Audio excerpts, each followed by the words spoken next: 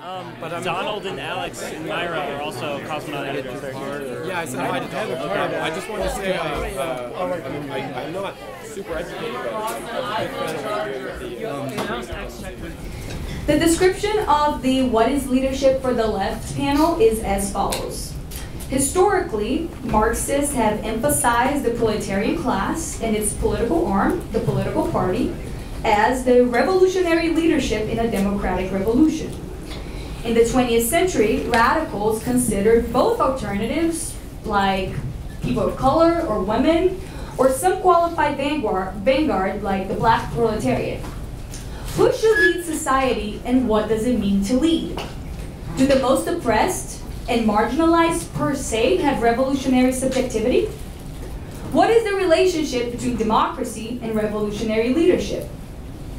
What would it mean for leadership of society to be posed by the left?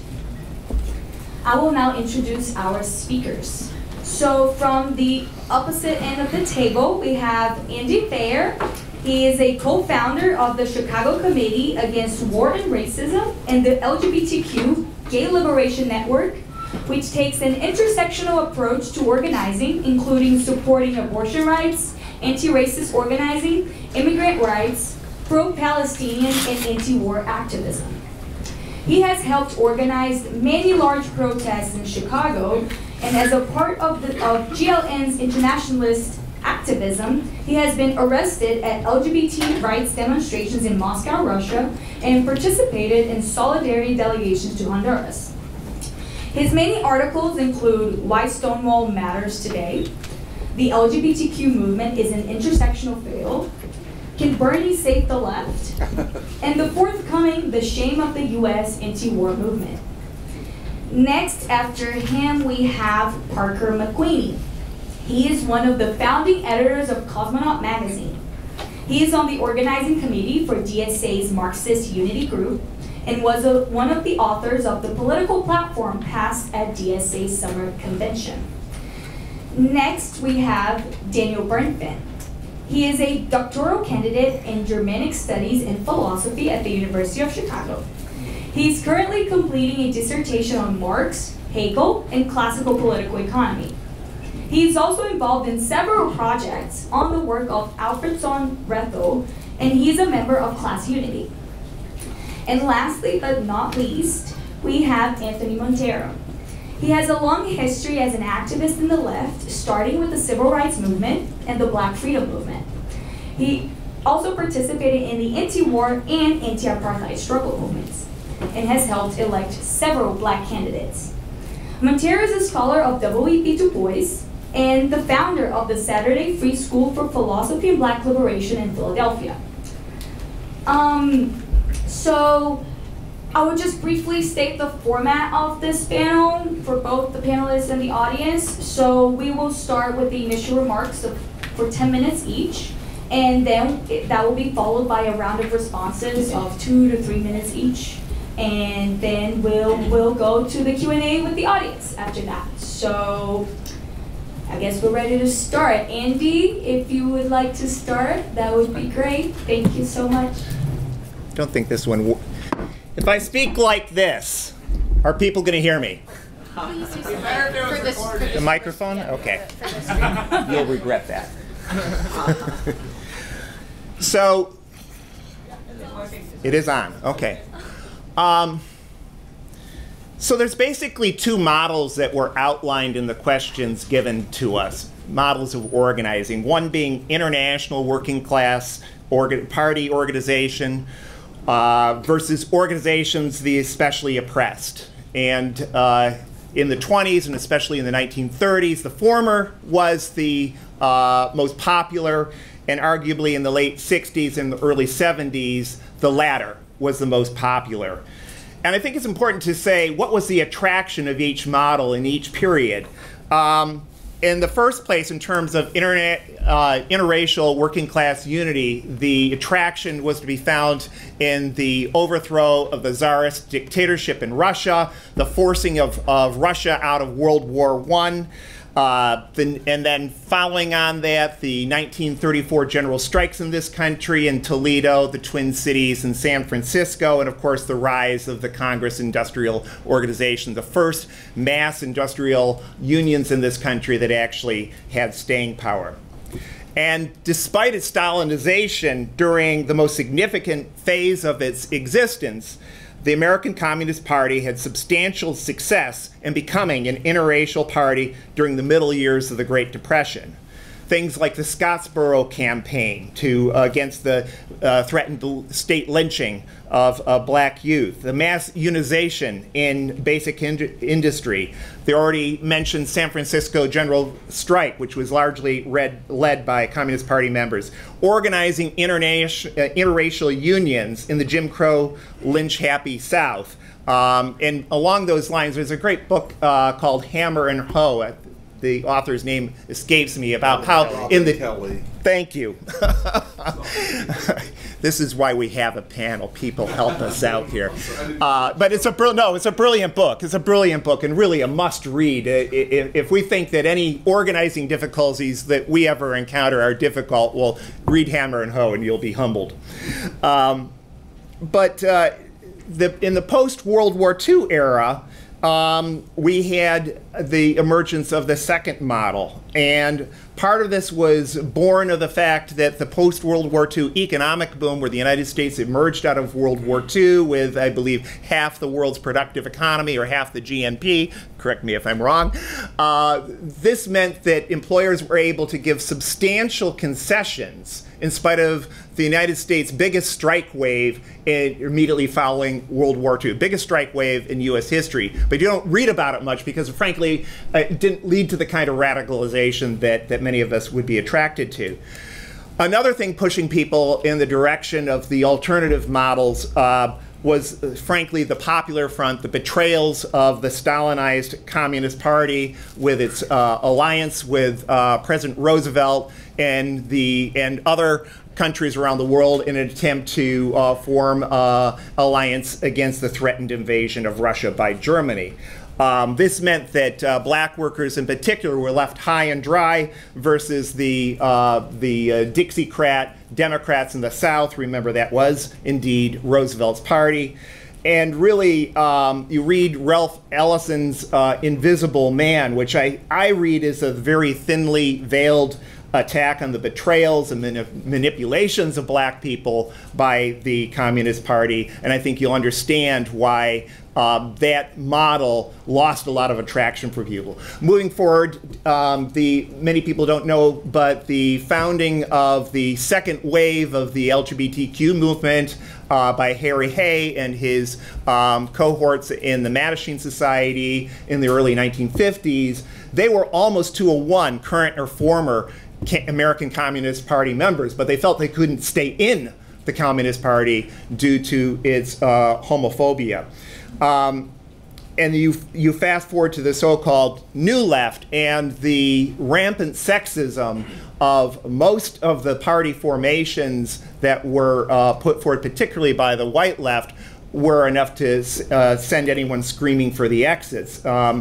Epitomized really by Eldridge Cleaver's infamous comment about what the position of the movement would be, what the position women would be in the movement, and his answer was the position of the women in the movement is prone.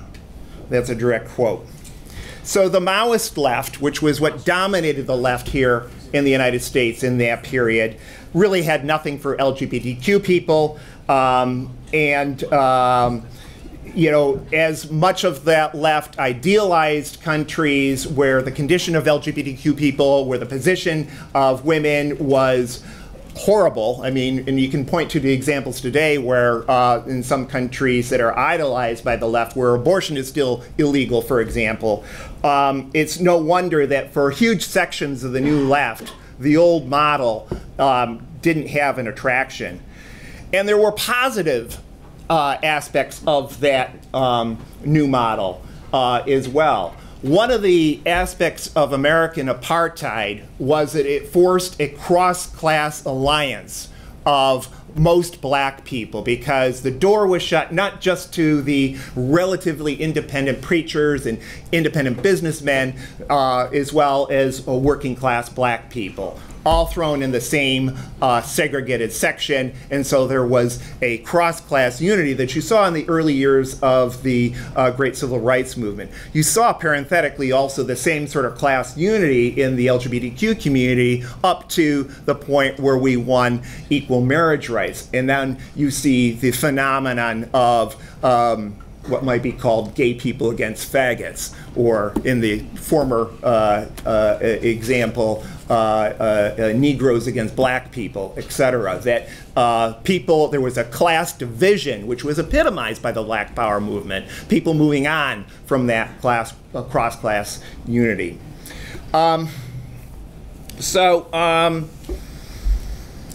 The other thing is you point to what organizations of that period actually gained a mass working class influence. And you have to point no other than to the Black Panther Party and the Dodge Revolutionary Union movement and its associated organizations in the auto plants of Detroit.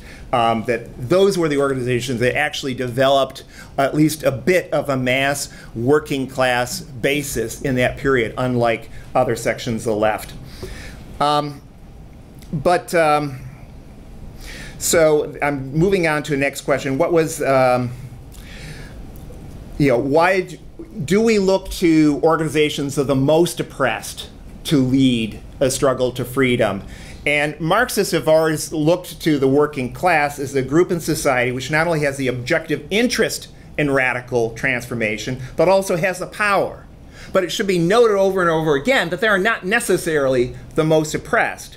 The auto workers in Detroit, organized into the Dodge Revolutionary Union movement, were relatively privileged within the black working class. The same could be said about the industrial workers in St. Petersburg, Russia, before the Russian revolutions, the so-called Putolev works. They were the essence of what would be called the labor aristocracy in that country.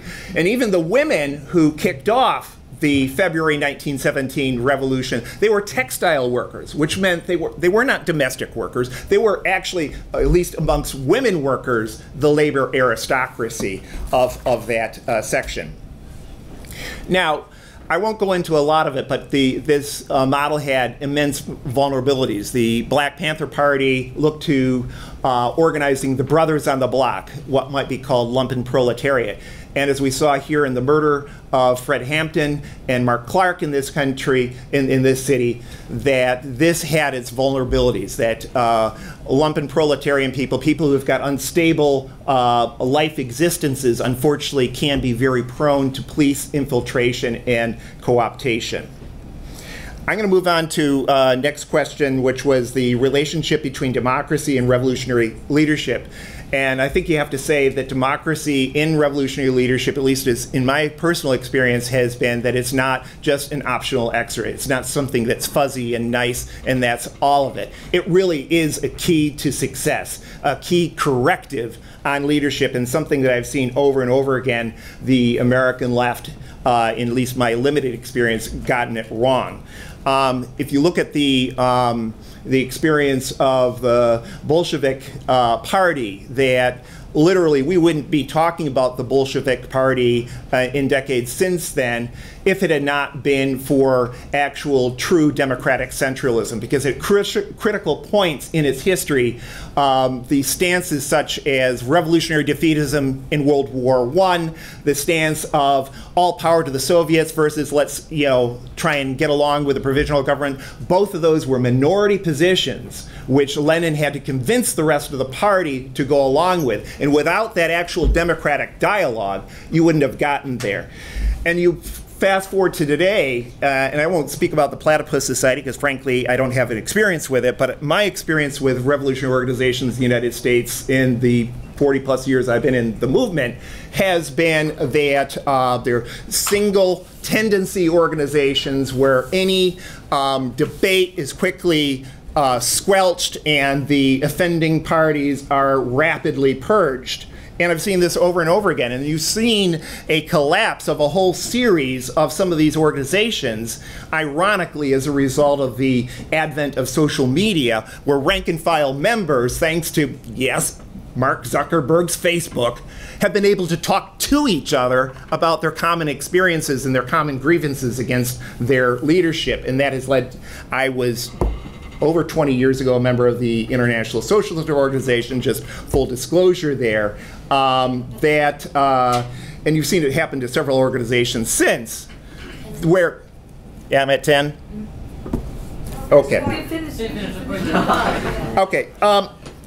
I'm just going to skip to the end here, if that's okay. What would it mean for leadership of society to be posed by the left? I think we're talking about visions of a new society, and I really won't go into that because I think Marx had an adequate, a very good answer to this. You look at the Chartists and any number of utopian socialists, there's all sorts of great visions of what a new society would be under the leadership of the people, if you will. But the main thing is, how do you get there? And leadership is earned. Martin Luther King and the Montgomery bus boycott at the start of it, Martin Luther King was just a very timid, overeducated black preacher in a fairly obscure southern city. And he grew with the movement. And I urge people to read, if they haven't already, Taylor Branch's biography, because you really show how the movement developed King. It was a dialectical relationship between the two, and that through those experiences, King earned what leadership he had. Leadership is not proclaimed. The IWW, founded here formally in 1905 by a collection of the biggest left luminaries, really wasn't founded then. It was founded in the streets of the Pacific Northwest half a decade later, through this free speech fights, through the Paterson, New Jersey, and Lawrence, Massachusetts textile strikes. That is how it was founded, how it was truly founded. And just in closing, thank you, our chair. The revolution will not be funded. And NGOs, they'll be given there'll be a break on our movement. The state and corporate charities fund them so as to leverage their support. Bots retweeting clever tweets will not bring the revolution. It won't be brought about by clever electoral marketing campaigns to capture the state, as in, yes, we can. It won't be led by academics. Also, to borrow a phrase, the academics have interpreted the world. The point is to change it. Thank you.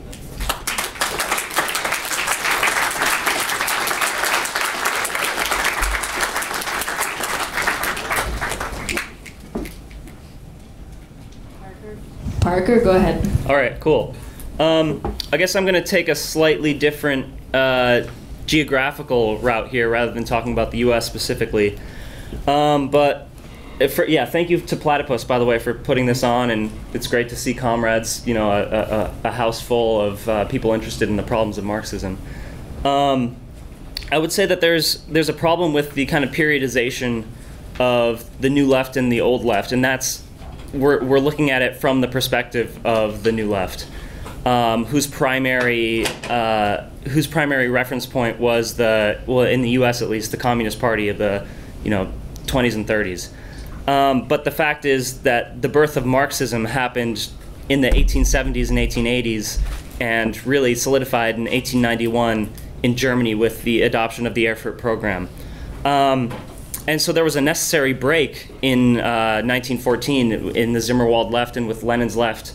There was a necessary break with the reformism and the social patriotism of the Second International. But I think there was a bit of baby thrown out with that bathwater, and without looking at that as a reference point, which I would say sometimes is a better equivalent to our time right now, we're not seeing the whole picture. So one text from that era that I think really does kind of get at some of the meat of these questions on this topic is, of course, Lenin's "What Is to Be Done," which is a well-known text.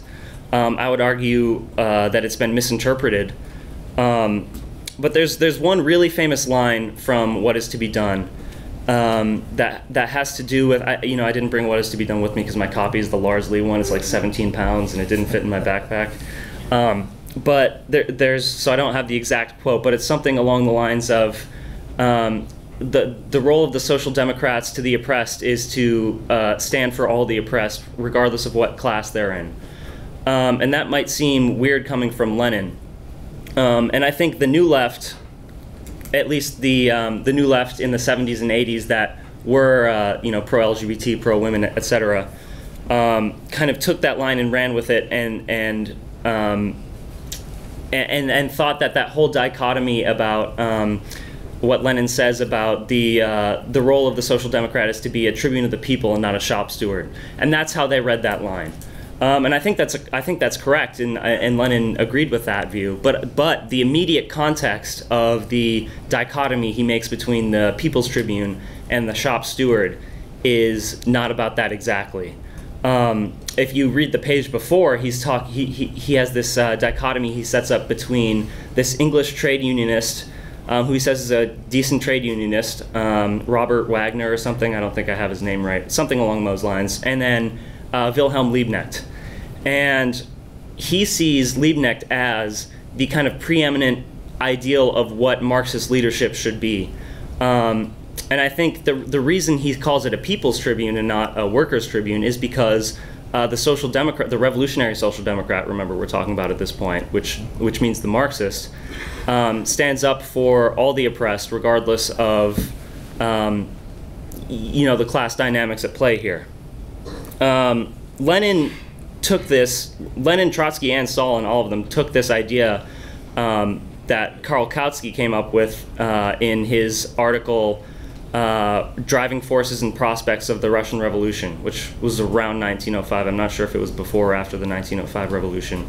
But that's where the concept of hegemony comes from. And Kautsky saw the peasantry as the ally for the proletariat in the Russian Revolution. And called for the working class, the proletariat, which was a tiny minority in Russian society at that point, to take leadership in the democratic revolution. And rather than a kind of black and white dichotomy between a bourgeois democratic revolution and a proletarian socialist revolution, Kautsky says something along the lines of, he says that it's kind of somewhere in between, and it's not as clean cut, and it's and a democratic revolution led by the working class in Russia wouldn't necessarily be able to achieve socialism, but it would push the international struggle for socialism further. So of course Lenin saw that as a confirmation of his earlier book, Two Tactics, in his formula, The Democratic Dictatorship of the Proletariat and the Peasantry. Of course, today we don't have a peasantry, we don't have a class ally, but we do have these kind of social struggles going on, Black Lives Matter, etc. And the working class does not have hegemony in those movements, safe to say. The Ford Foundation, the NGOs, as Andy mentioned earlier, have been able to effectively capture a lot of the organic militancy that was shown in the summer of 2020. And the missing ingredient here is a mass party of the working class, a mass party with a programmatically Marxist viewpoint. And, you know, I think right now we're in the position that Marxists were in maybe the 1860s in Germany. You had the Marxists in a small sect that were known as the Eisenachers, with Wilhelm Liebknecht and August Bebel. And you had the Lassallians in another small sect called the General German Workers Association. And that had about 4,000 people in it by the time Lassalle died in a duel over a woman at the age of 36. Pretty stupid way to go out. Anyway, but they merged. And of course, you know, Marx has the famous critique of the Gotha program, which he says is overly Lassallian. Actually, I think he kind of plagiarizes Bakunin's critique of the Eisenachers. and kind of bends the stick towards, you know, anti-statism in his critique of the platform about public education. Anyway, the merger, which wasn't on the necessarily most principled basis, did have a snowball effect and built the biggest and first mass party in the world, the Marxist party that the Bolsheviks looked to as their guiding star. Of course, the SPD had its problems. Maybe some of that came in with the Lassalleans. But in 1891, the Marxists were able to, at least on the surface, win control of the party via the Erfurt program and via, like Andy said earlier, genuine democratic centralism. That's where that term comes from, is this era of genuine party organization, ability to have factions within your party, which was done away with in the Civil War, the Russian Civil War, that is. So I think when we think about the struggles of the oppressed and all that, our goal should be the logic of hegemony and aiming for hegemony within those struggles, always going for the independent, we're always coming from the position of an independent Marxist viewpoint and not tailing the various spontaneous struggles which may express themselves as liberalism, may express themselves as, you know, a more radical version. And obviously, to offer leadership to these kind of spontaneous struggles, it's going to be hard if the Marxist left is a majority middle-class white organization, or non-organization as we have now. So the goal, of course, is to merge with all aspects, all strata of the working class. And I agree with Andy when he says that, you know, the Russians were Shliapnikov, who was kind of the go-to working class guy in the Bolshevik Party, he was a machinist, I think, which was a highly skilled worker. In the German Party, it was shoemakers, artisans. Bebel who was widely celebrated by Lenin as kind of the working class leader of the SPD. Bebel was a lathe turner, which is another skilled machinist. In the Socialist Party of America, we had the Machinists Union, which was, before the Lady Garment Workers Union, was its base. So I think it's natural that the left is, in its kind of infant stages, is attracting the déclassé elements of the upper working class, and that's not something to feel guilty about. And it's not, likewise, it's not. We shouldn't have a kind of white guilt about being an overly white left, but we do need to merge with the lower strata of the working class and have their immediate interests, which are maybe more revolutionary. If you're a fast food worker or something like that, you have the phrase "we have nothing to lose but our chains" is more true to you than it is to someone like me who is a petty bourgeois landscaper or whatever. But so the goal, basically, what I'm trying to say is not something to feel guilty about, but we need to focus on a merger, and we need a real organization of the working class. That's why I'm in DSA, even though I think there's programmatic problems, not programmatic and other problems of reformism and statism in the DSA. But I think we need an organization that socialists can all get together in and duke it out and come into a strategy of taking power. So that's my spiel. I'm at 10 minutes now, so I'll shut up.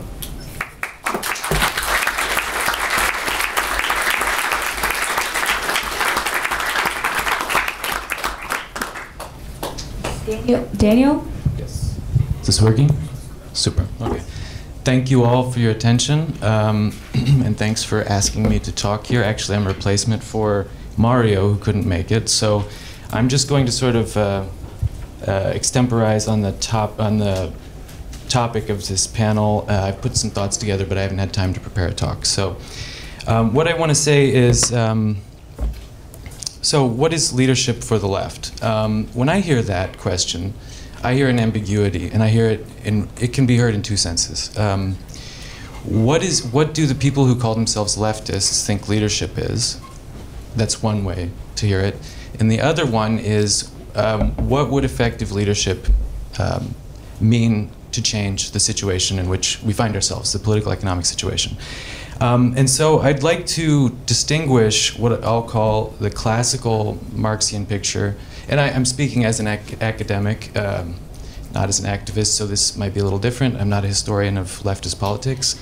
I'll distinguish the classical Marxian picture from a liberal picture or a later, let's say, leftist picture.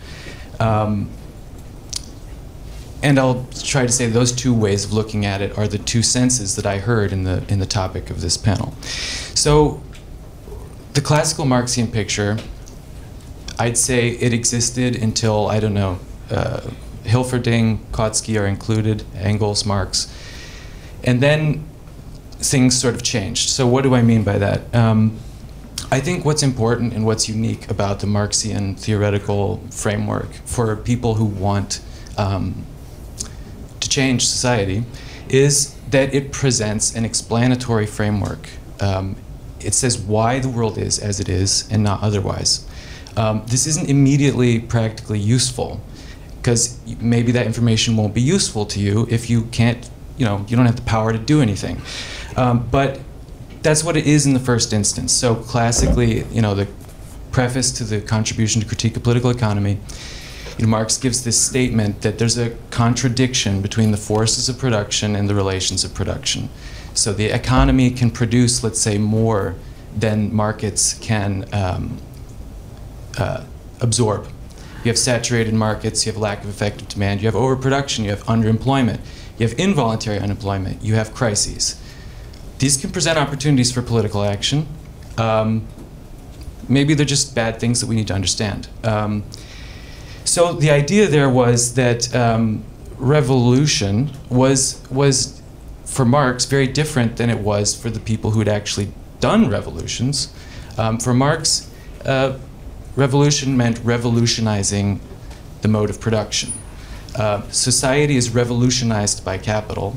Capitalism was revolutionary. The bourgeois class remakes capitalist class, back then primarily industrial capitalists, different from today, let's say, at least in this country, remade the world in its own image. It revolutionized the world. And so the idea basically was you can take power in a political unit like a state only if you can fix or improve the conflict between the forces and relations of production. That's to say, you can take power and wield it and do what you want with it, so long as you increase profitability or save the economy. So if you can't, then you won't be able to do that. Now, that whole picture, I think, is just totally different than what you get from what I would call politics first Marxism, which doesn't put the economy first. So I would say liberalism or later leftist political thought doesn't understand things in that way. And who's right and who's wrong, that's a separate question. But or which one's true? I mean, that's an empirical question. I would just want to say, what is class? What is class, if not an economic concept? On a liberal or leftist politics first view, you basically have individuals and actions. You fight for rights inside a state. And so classes are just groups of individuals. However, on I think the proper Marxian picture, class is social ontology. Class is an economic concept, and the economy decides what kinds of individuals there are in that society. So these are two totally different pictures. I like the first one because I think it helps us understand the world better, and we can't do anything if we don't understand the world. Unless shooting blindly by some strange stroke of fate can deliver a victory. So now I just add, do I still have time? Yeah, 5 minutes. Cool, okay. So I probably won't need it all. Second, having distinguished these things, I want to say that there is a problem. If we take the Marxian picture seriously, that presents a considerable problem for people who understand themselves as Marxists, potentially. Maybe I'm wrong. So the classical Marxian picture is formulated in a time when capitalism was in its competitive phase, before the rise of joint stock companies, trusts, monopoly capital, the rise of finance capital. It's in a competitive situation where, you know, talking about overproduction and underemployment could give rise to a crisis, in which that's a realistic way to think about things. And so in that picture, you know, freeing the productive forces and revolutionizing society, increasing productivity, meeting human needs better, that was the condition for taking political power, right? Now the question is, does that still hold in the contemporary economic situation? Overproduction is regular. It doesn't lead to crises. And so the idea is, you know, the idea was that the working class would, in a way which was analogous to the bourgeois class, revolutionize society. So the bourgeois class, the capitalist class, is sort of within the fetters of feudal society, sort of broke free and said, hey, actually, we can produce more better. We can manage society better than the feudal aristocracy. The idea then would be, okay, you know, the Hegel's saying, in despotism, one is free. In feudalism, some are free. In capitalism, all in principle are free. So you get this kind of progressive motion. Okay, so the bourgeoisie revolutionizes society. They don't go nearly far enough. They socialize production, but they don't socialize the appropriation of the proceeds of production. So the working class is going to take it the last step. One might ask, does it seem realistic to think that the working class could provide an analogous agent if we understand that in terms of the economic context, rather than just a simple politics first view?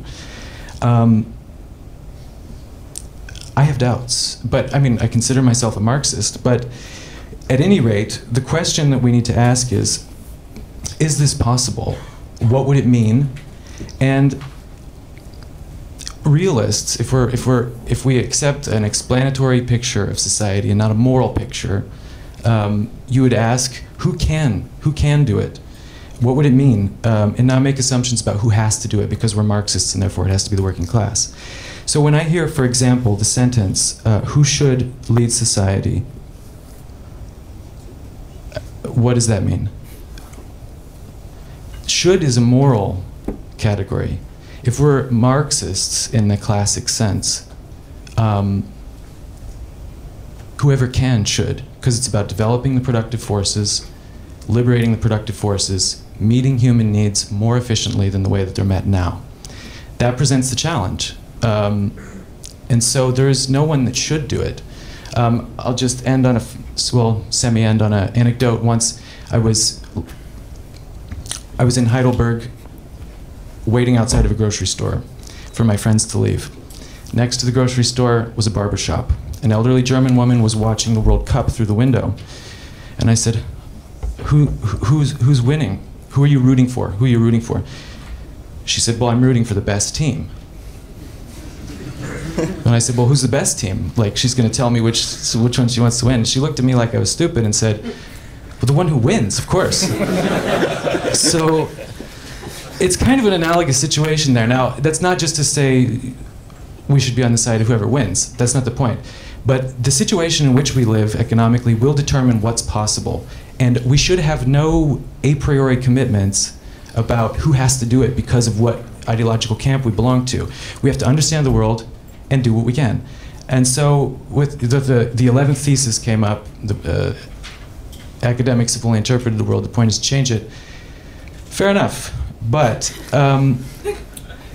this is not a defense for academics, but there's another quip which could be put in relation to that. In Theories of Surplus Value, Marx is talking about Sismondi crises. And this is like 20 years after Marx wrote those theses. I would say more mature. He actually studied political economy instead of just like making fun of Proudhon and the anarchists. So he says, Sismondi has recognized that there is an economic problem in capitalism, and he's criticized it. But he doesn't understand why it happens, he can't explain it, and therefore he can do nothing about it.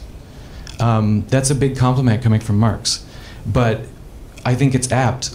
We don't want to just interpret the world, we want to change it, but we will not be able to change it if we don't understand it. And so I think Leadership for the left today, that question has to be understood in the context of a materialist, causal, explanatory sort of framework. So I'll just end there.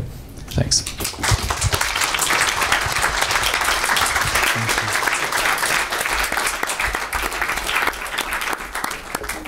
Thank you very much. I'd like to begin with the assertion that the United States is today in the greatest political crisis of its history since the Civil War. This crisis will not abate. It will not be resolved through liberals, or for that matter, through electoral politics. It is a crisis that cries out for leadership. And so the question becomes, what is leadership?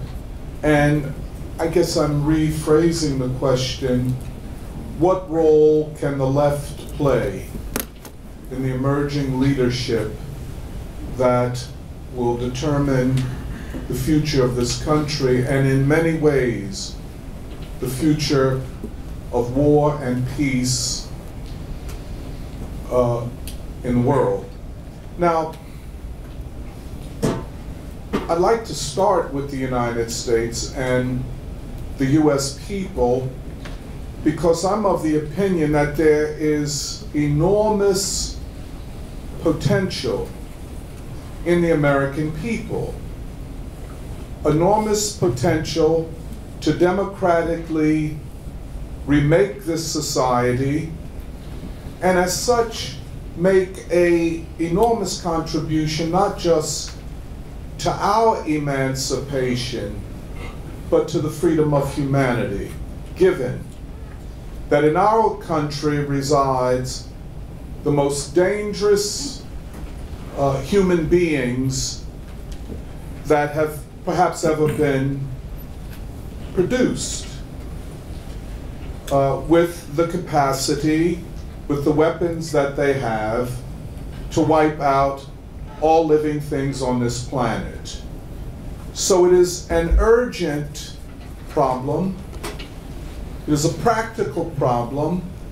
It is not a theoretical problem of where people like ourselves will situate ourselves in relationship to a great mass of working people, of working poor, of young people who believe that they have no future in this society under the leadership of this class that runs this society.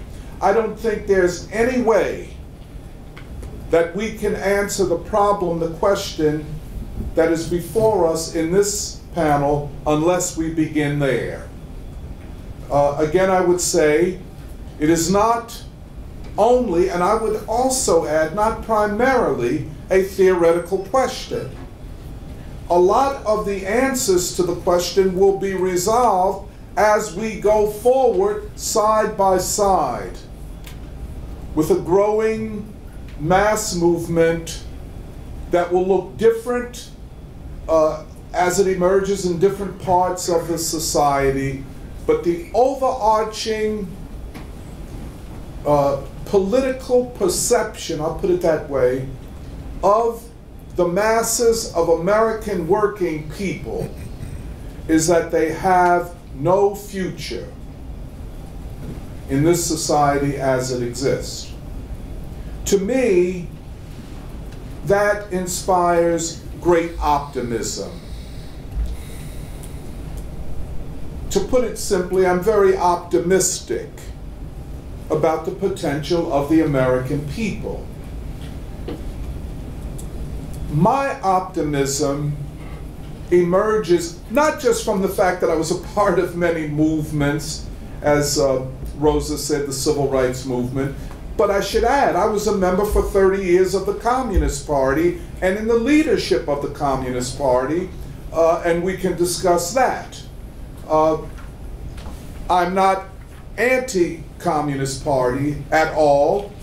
I think the Communist Party, when it acted like a Communist Party, made a great contribution to the class struggle of this country, as was mentioned, the organizing of the unorganized, especially in the industrial proletariat, the organizing of African Americans, the joining of the African American and white in the main proletariat, the slogan, black and white unite and fight. I often say to friends, we didn't say back then, black and woke white people unite and fight. It was black and white, you know, understanding that their class position, as it is today, will produce a certain response to an unraveling political and economic situation. Now, quickly, you know, I mentioned in the last panel that there's a way of thinking about a lot of the problems that confront revolutionaries of this period and the left of this period in finding moments of synthesis between Lenin and W.E.B. Du Bois, which is to say in many ways that scientifically, to understand the trajectory, a path of revolutionary struggle and resistance in this country, you needed an analysis of the American situation in particular, a society that for 200 and almost 50 years had chattel slavery. A major part of the working class of this country were enslaved and as such super exploited, and that the formerly enslaved suffered a unique form of oppression going forward. Pretty much that is not found in European Marxism, nor in Leninism. You therefore needed an augmentation, but also a recognition that in a society like this, and this is where we come to Du Bois and the concept of the struggle for democracy, as he said, the problem of the 20th century is the problem of the color line. The word problem should be read as crisis. The color line should mean we could interpret that to mean the division of the people, the division of the democratic forces, and ultimately the division of the working class. The crisis of democracy, the crisis of revolutionary leadership, the crisis for socialism, as Du Bois would argue it, is to be found in the crisis of the color line. But recognizing the color line, Du Bois also recognized that black folk had to produce its own leadership, a leadership coming out of its own struggle. And that was not an easy task. I would argue far more difficult than what our task is today. But nonetheless, he had this concept. What would that leadership look like? At first, the concept of a talented tenth. The educated, the better off, should commit themselves to the least of us. In 30 years or 40 years after that, he would come forward with the concept of a guiding 100th. 1 in 100. And that leadership would look more like the working class and would be ideologically organized rather than just the committed to black folk as such. He, you know, in a critique, I think it's a profound critique of bourgeois leadership within the black community, he said the talented tenth had become consumed by universal selfishness. Sounds very familiar today, what Glenn Ford and others have called a black misleadership class, that do not lead, but mislead. We could talk about a labor misleadership class that has the same characteristics. Finally, I just wish to mention the great black freedom movement, often called the civil rights movement. the freedom movement was an organic movement. It was based in the fundamental institutions of black life, the church, the community, the black colleges, black fraternal organizations, and so on. This is not to be dismissed, trivialized, or overlooked. I was saying earlier how much I agreed with one of the speakers who said that the American revolutionary experience must be more closely studied. I only disagreed to the extent that he left out what I believe has been the most transformative experience. He spoke of the American Revolution of the 18th century and then the Civil War. Very, very fundamental. But the civil rights movement or the black freedom movement of the 60s, which still resonates. It resonates throughout this room, whether we recognize it or not. What am I getting at? Whether the left's leadership is crystallized in a political party at this time is not the fundamental question. It is whether the left can join with the great mass of people who will challenge the structures of power as they exist in this society, whether we can merge with them in a great movement to bring down what is a anti-democratic and repressive regime, although it clothes itself in the clothing of liberalism and openness and really the future. I guess ending, I think there are three examples. This two basic ones: the merging, the synthesis of Lenin and Du Bois, and finally the civil rights movement, and that type of leadership that changed the country. The country is not what it was before the civil rights movement, and it's our task to make that next change. The left can be the left without having a political party. That is what much of the American experience demonstrates. Thank you.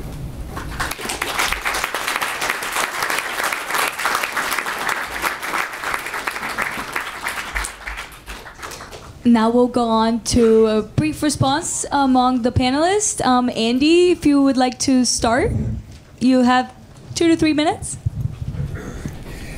Yeah, there was a reference to the Black Lives Matter movement of summer of 2020 being bought off and so forth, and that certainly may be with respect to a few leaders in it. What strikes me, at least in my personal experience, is how it actually radicalized a generation, especially of white youth, to the fact there is systemic racism, and no amount of passing anti-critical race theory bills will change that. A generation of young people have been changed. And I've seen this in my own personal experience in terms of what happened following Matthew Shepard's murder. He was a gay college student who was murdered, lynched in 1998, where nothing changed at the level of formal politics. If anything, things continue going to the right.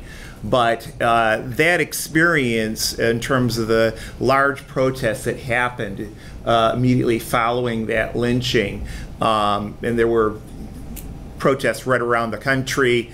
It lasted all of like a few weeks, and then it was dead. But what happened was that there were 6 gay-straight alliances in all the nation's schools at that point. And 6 months later, there were over 1,000. And those youth continued to talk to each other about their experiences of oppression and reaching out to their peers. And that's the only reason why we had the wave of legislation that then came later, when the politicians ran to catch up, and we won ultimately marriage equality. It wasn't the machinations of people like me and others at higher levels. It was literally the generational change that was forced by the education of that movement of youth educating each other. So I am not going to dismiss things like BLM in 2020. I'm not going to dismiss Occupy before it, which again was a movement which was largely crushed, and you would think it never existed, but it did change a whole layer of people in this country. I would say that we have to be very careful of American exceptionalism. In the current experience, everything that Putin is doing right now is something that every American president has done to one degree or another since Truman, okay? Influencing, I mean, how many countries? I mean, the United States has invaded more countries than any other country on the planet since World War II. And I'll finish on this because I'm sure my 2 minutes are just about up. The issue of what causes the crisis of capitalism is not overproduction. We have had overproduction of weapons for decades and decades. What causes the crisis of capitalism is the declining rate of profit. And you see that, the declining rate of profit going, not just the immediate, the 2008 recession and things like that, but if you chart since World War II, the declining rate of profit around the world, it has been gradually going down when evened out for the various ups and downs. And that is the true crisis. That's when the rich decide that it's not time to invest anymore because they can't make any return on the money. That is what causes the crisis of capitalism. I mean, they will produce any number of stupid things, whether in advertising or weapons or whatever, till the cows come home. Their main concern is, are they going to make a decent return on that? And then lastly, the whole question of why do we look to the working class, those of us who are Marxists. And by the way, this T-shirt is just meant as a joke. It's meant to piss off liberals. And the point is not that working class people are the most oppressed. In many circumstances I laid out, they are not the most oppressed, but they have both the power and the interest. You have to have both of them in order to overturn capitalism. Yeah, I guess I agree with a lot of things each panelist said, but I guess what makes this interesting is to focus on the differences. So I would disagree with Tony on his conclusion that the party question isn't immediately on the table or necessary. I think, and I did not mean to dismiss the BLM movement, which I took part in, and Occupy is how I came to the left. So I totally agree with you that you can radicalize layers of people, but you need somewhere for them to go, or else everyone's going to kind of fizzle in different directions. And you need a higher form of organization, which is the mass Marxist party, in my view. I think the Russian Revolution, both of them, was only able to happen on the organizational basis of the German Social Democratic Party. And just, I guess, to defend, quote-unquote, politics first Marxism and electoralism, which is a term I'm not even sure where it came from. The classical term used was parliamentarism. The way that the SPD, I know I'm going on about German social democracy a lot. I'm a nerd. So is everyone in this room, probably, I imagine. The way they went about it was not how DSA does it today. I agree that it's totally opportunist. Thank you. But and it became opportunist in the SPD to an extent, but the official line, the official policy originally developed by Wilhelm Liebknecht and August Bebel was not one penny, not one man for this system, which meant vote down all military budgets, and you're there as a tribune of the people, like I said earlier, a tribune of the people. You're there to raise the expectations of the working class, to make demands, not to be part of the government, part of the state, but to build a pure oppositional party. And from your seat in the Reichstag, you can speak to millions of workers. So I think that's something that we can't discount, because the Bernie Sanders thing, he's not perfect. He is a kind of a statist Lassallean in some sense, but he did wake up millions of people to the idea of socialism, and many of them are good Marxists now. Not all of them, but many of them are good Marxists now. So imagine if what we could do if we had an August Bebel or a Wilhelm Liebknecht. And the last thing I want to say refers to democratic centralism. We need a party with the kind of institutions that keeps these representatives under its own discipline, which means putting the party program front and center, having elected democratic leadership oversee the political representatives, et cetera, et cetera. Obviously, we don't have that now with AOC in the squad, but I advocate for that kind of policy in DSA, and I think that's the way forward. Thanks. So there are a lot of things to say and agreements and disagreements and so forth. I'll just make a few observations. Yes, I didn't mean to suggest that in the economic situation we're in now, overproduction and underconsumption are the causes of the crises that we have. We have a financialized economy, and it's a lot of phases have happened since that sort of primitive picture you get like in the manifesto or something like that. But it's even more complicated than the tendency of the rate of profit to fall, because the mass of surplus value rises even as the rate falls. So that's a whole can of worms. And it's one of those things which I think we should understand. Instead of like skipping theories of surplus value and reading Trotsky, no offense to Trotsky or people who like Trotsky, this is one of those things that we need to understand. Because I think, as you remarked, you have to have power to be able to do something politically. And so, you know, if you're a Marxian of some stripe or other, you'll want to know who can do that. We shouldn't be too quick to say, oh, the working class. I mean, yes and no, right? We have to look to the economy, see the points at which something is possible. And I'll give an example. This is an analogy, and this is not meant to provide an answer. But just for example, let's say you want to do something with unions, not just to get better working conditions for workers, but in order to sort of put up some opposition to capital. You could organize Starbucks workers in Chicago. That's fine. I don't have anything against that. Or, you know, just outside of Chicago, like 2.5% of GDP flows through Illinois. The name of the town escapes me. A lot of Amazon hubs there. If that were unionized, you'd have a pressure point. It'd be like pinching a vein in the circulatory system. So simply, we just have to understand how the economy works. We can't just all get together and fight for a better society. The third thing I'll say is, if we were to take that route, which I would call politics first Marxism, it wouldn't be clear to me how we're not just radical liberals. We have to distinguish two things, I think. We have to keep them clearly distinguished in our minds. There's one fight over here. It's improving the lives of people within the given confines of the bourgeois or republican state, which we've inherited from modernity, the French Revolution, the American Revolution, and so forth. That's good, and it's necessary, because you can't fight if you're not alive. But that's a different fight from the one that the classical Marxian picture draws our attention to. The latter one, which is maybe a luxury, if you can't live, you can't fight, but it's the one that's important for Marxists,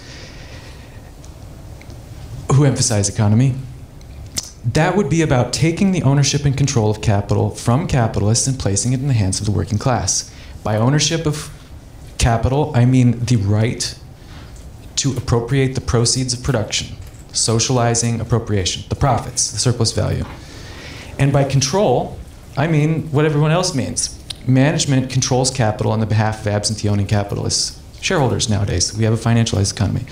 Well, workers would have to find some way to control, democratically manage capital on their own behalf.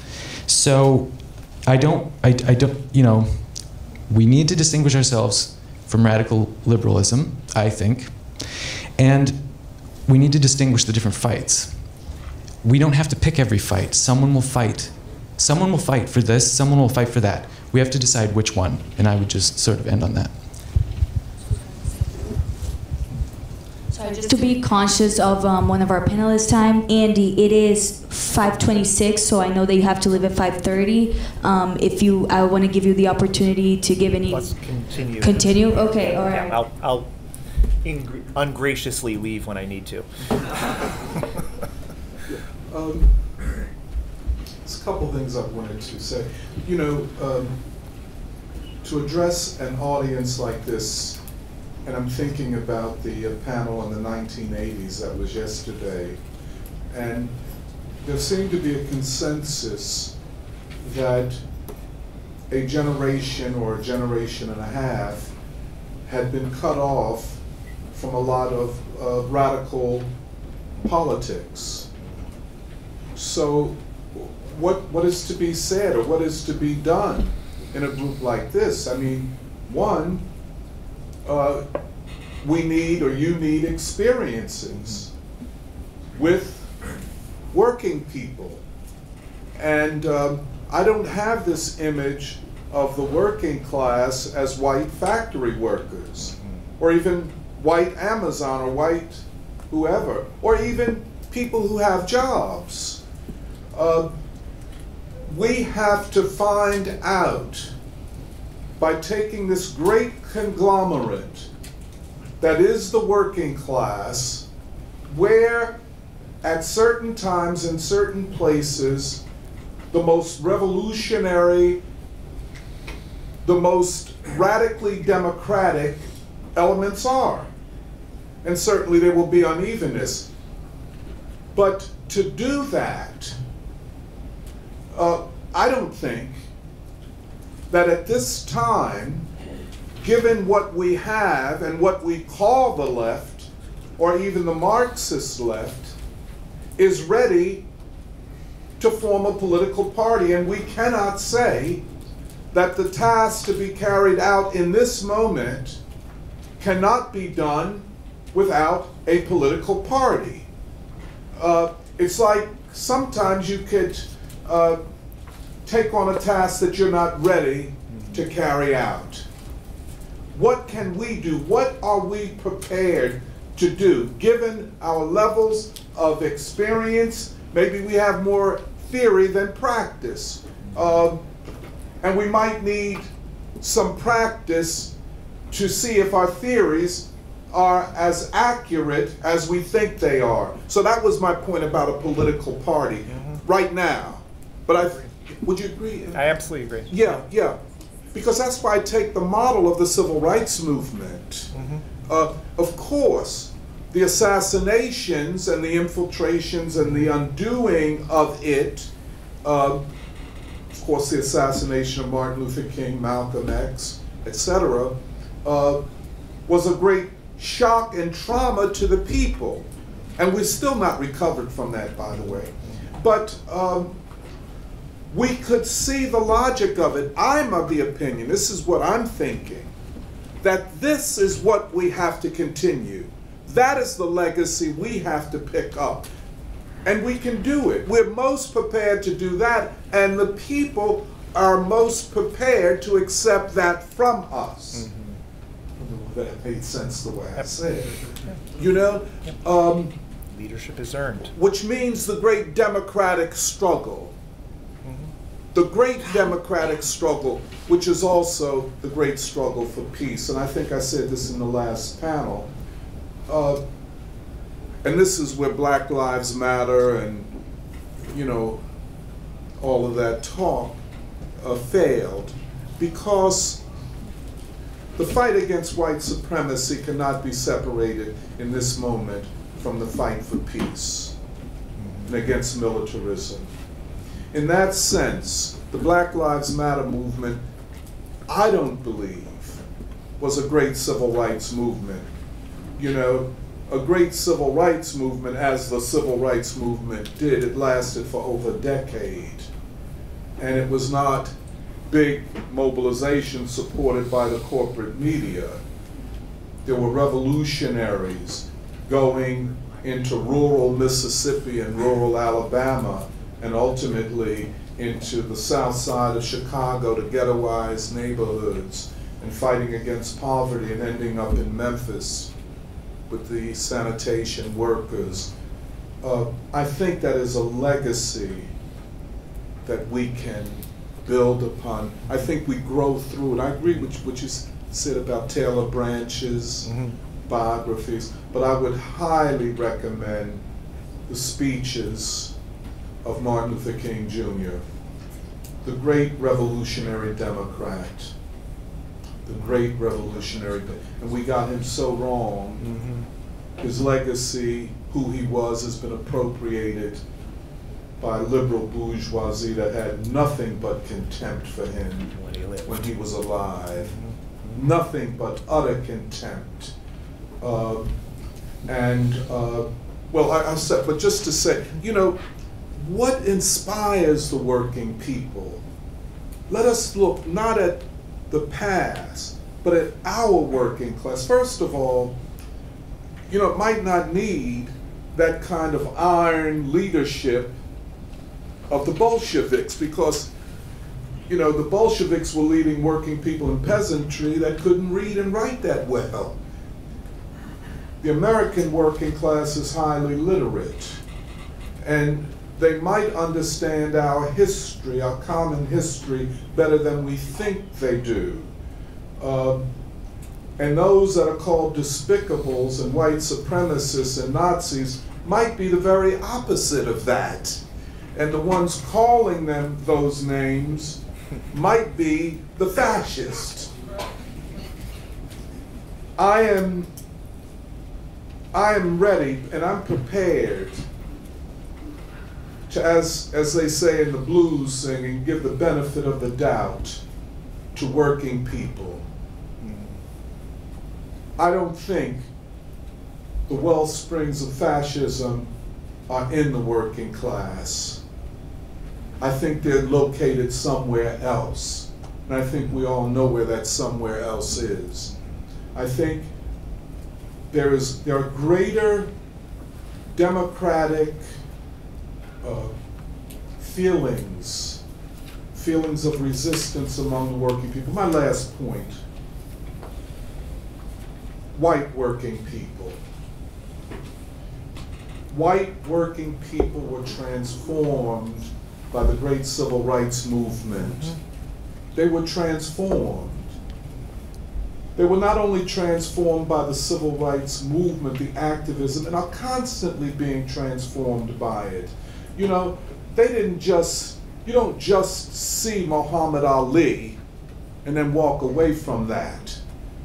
His profound impact upon the cultural, psychological, existential life of America was beyond anything that most of us can imagine, because we never saw it. Or Martin Luther King Jr. This transformed this country and laid the foundations for a new struggle that is now our duty. And that's why I think it is there. We have to find the ways to develop it in this moment. And I think we can do it. I'm very confident about that. Excuse me for talking too long.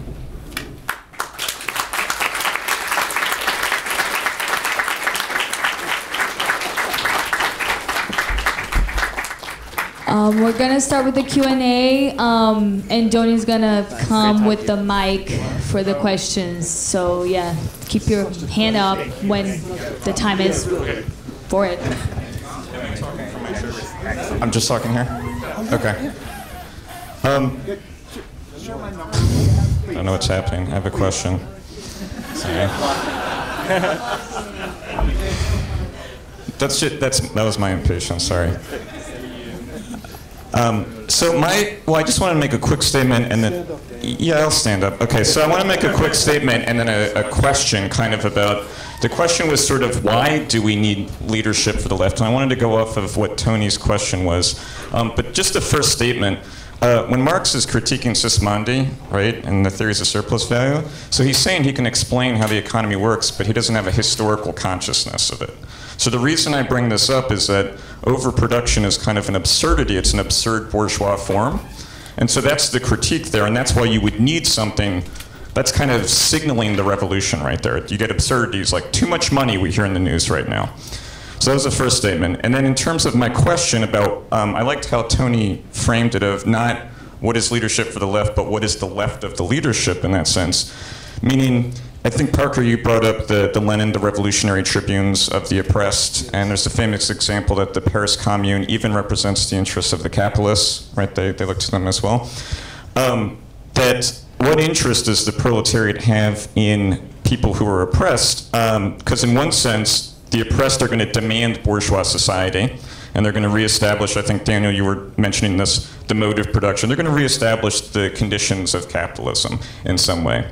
So then that raises a question of leadership for me, because it's not about, oh, people have demands, and for some reason we want to meet them, but that those demands are going to reconstitute the problem, and that the leadership is rather about making that problem conscious. Right? In other words, Lenin and Marx will say the revolution is inevitable, meaning shit's going to change anyways, and really the question is, how is it going to be done? So I guess my question is sort of, why would we need leadership, and how does that also relate to, I know Andy just left, but he was bringing up the different models like class, race, gender, and sexuality. How does that relate to that question of what kind of leadership we need? So why do we need leadership, and how does that, I don't know who wants to talk first. Oh, I got it. Should I go? All right, I guess I would just say that what interest does the working class have in the oppressed? Let's say that again? The other masses. And other masses, yeah. I would say that you know, in order to take power, the working class needs to build a class for itself. And you need to be able to unite the class on the basis of its most oppressed members, really. Not on the basis of its most oppressed members, but on a way where there's functional unity. And to do that, the working class needs to provide the greatest vision for democracy that the capitalist class has. That even though the bourgeois revolutions kind of opened that can of worms of emancipation, have not been able to provide through their rule of law constitutional forms. So why does the left need leadership? Well, I would say that it doesn't in the sense that we think of leadership today of kind of charismatic presidentialism, which is the presidential model really is inherited from, you know, monarchism. I would say that the left needs leadership that is tied by kind of Republican mechanisms, smaller Republican mechanisms, to the larger rank and file of the class-conscious proletariat. Leave it at that. Can I just say something about that? I think the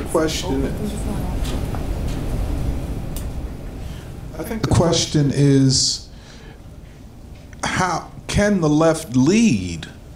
Can what is at this point the left, can it lead, or can it be a part of a leadership in this moment?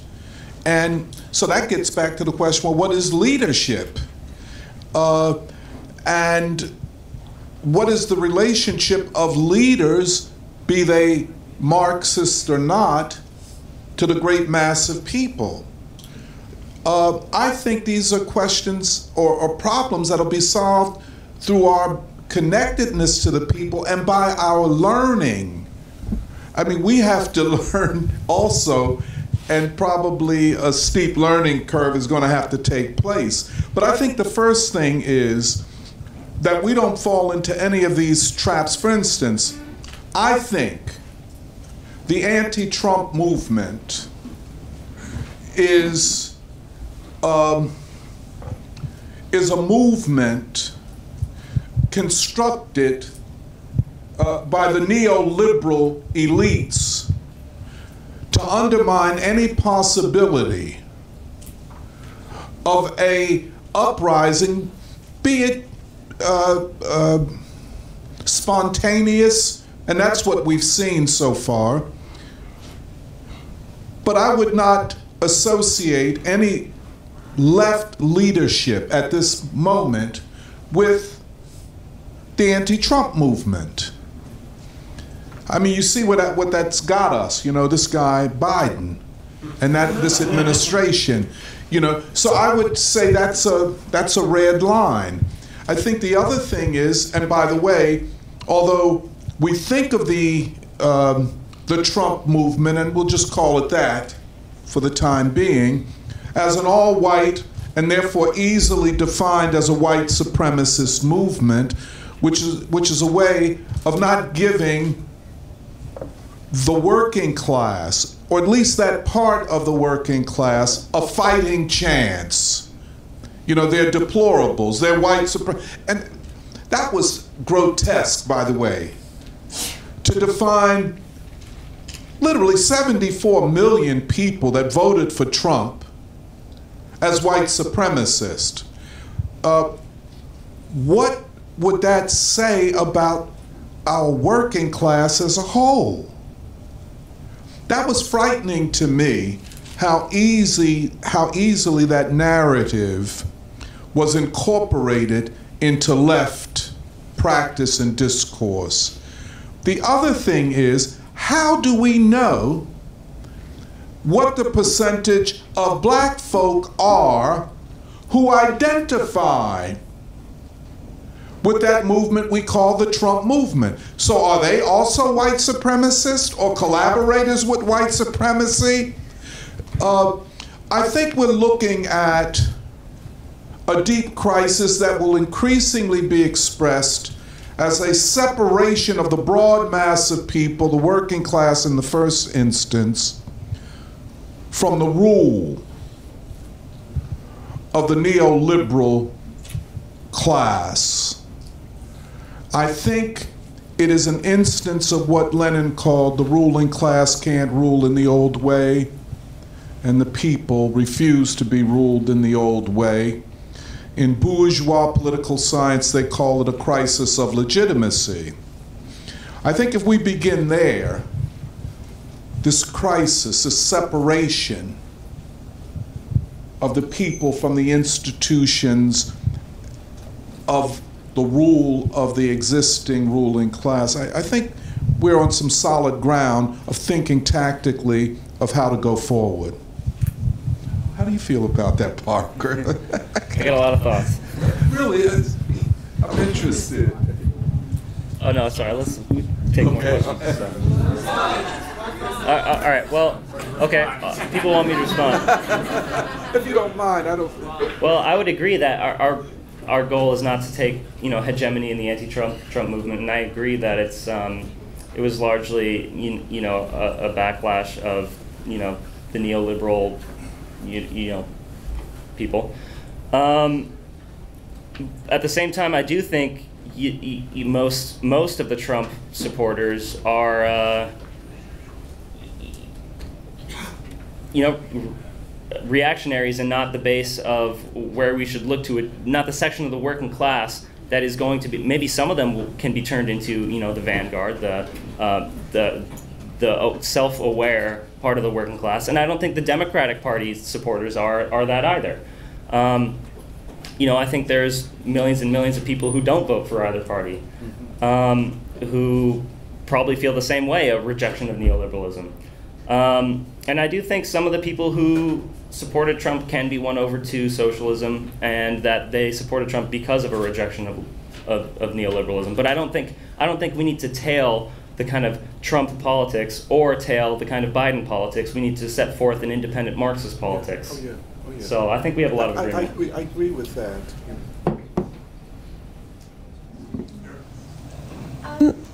Thank you to all the panelists. So one thing that seems to have been kind of a common thread in all three of your remarks is some sort of notion that leadership or consciousness comes from the kind of direct struggle of the people or the working class, even if it was said in different ways. Maybe that Marxism is a economic ontology, and so something about where people are in the system tells us what their interests are and what they'll think. And of course this came up, Anthony, when you were talking about Du Bois. The other thing that came up was Lenin, and specifically, Parker, you raised What Is to Be Done, and I wanted to ask about the other sort of famous quote from What Is to Be Done, which is that consciousness must come to the proletariat from without. And when he says that, in the footnote, he talks about how the proletariat needs to read widely. And so it's not just It has to be widely. read widely. They need to read widely, right? They need to read all sorts of things, Marxist, political literature, all sorts of things like that. And so it's not just, part of it is people from outside the proletariat coming in, but also the ideas from history, from the history of the bourgeois revolutions. which are different from and not, identical to, cannot be liquidated into the kind of everyday struggle or experience of the proletariat. So I wondered what the panelists made of this, particularly, Tony, how, in your synthesis of Lenin and Du Bois, because this seems like something that might not accord with Du Bois's idea about leadership coming from the direct struggle. So I wondered what the panelists made of this and what they think Lenin meant by this too. Thank you.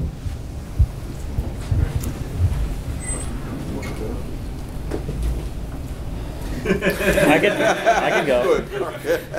Well, I'm a follower of the Lars Leave school, so the problematic quote that leaders I forget exactly how it's worded, but that it comes from without, I think is totally correct. Historically it's played out that the leadership of the Marxist parties have come from D class A czarist administrators, blah blah blah. What Lenin was expressing here was not some elitist thing that both the Cold War liberal and the kind of Stalinist schools portray him expressing as. He's just expressing the classic Kautskian formula of the merger theory, which comes from Kautsky's book, The Historical Accomplishment of Karl Marx, which was recently translated by Alex, who's over there. It's in it he talks about how Marx represents the merger of the radical political democracy wing of the bourgeois revolutions and the kind of economic critique by the utopians. So there's all these mergers going on, but the building of the mass working class party comes from a merger of the socialist intellectuals and the proletarian class struggle people. So that was the classic Marxist formula. That's what Lenin was expressing there. I don't think it's elitist at all. I think it's totally correct. And yeah, there is a lot to learn from the kind of spontaneous struggles of the working class, but we can't just tail the spontaneous struggles. We need to set forth an independent Marxist program to merge with them.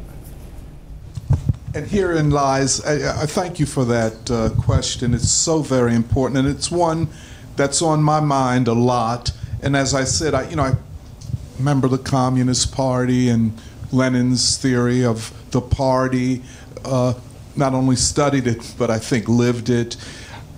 But that question is huge, especially at this stage in human history. What will come organically from the masses themselves? What will they create?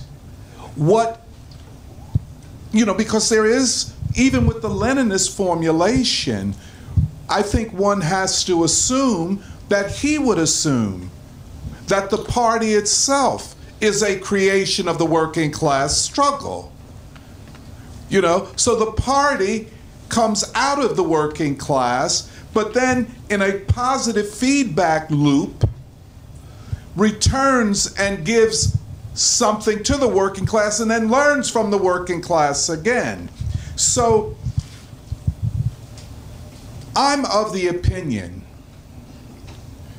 that most of the leadership of the working class will not come from outside of the working class.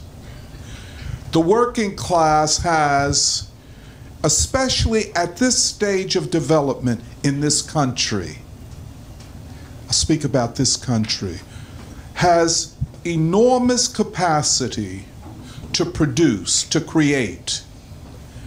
And I think the left, especially us in this room,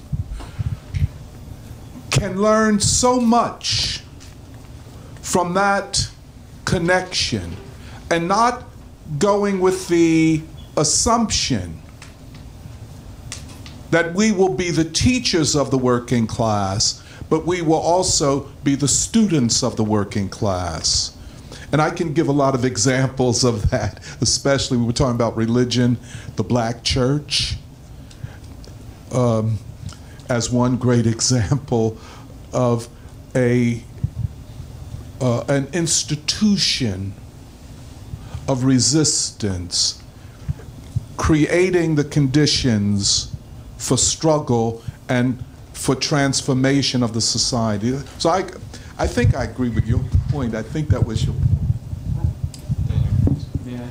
Oh, I'm sorry. No problem, no problem, no problem. By the way, sorry, I didn't mean to roll my eyes or sigh at the question. I just didn't have an answer ready, and kind of overwhelmed by the question and trying to figure out what the precise questions are. So I would want to say that there is no general a priori answer that can be given.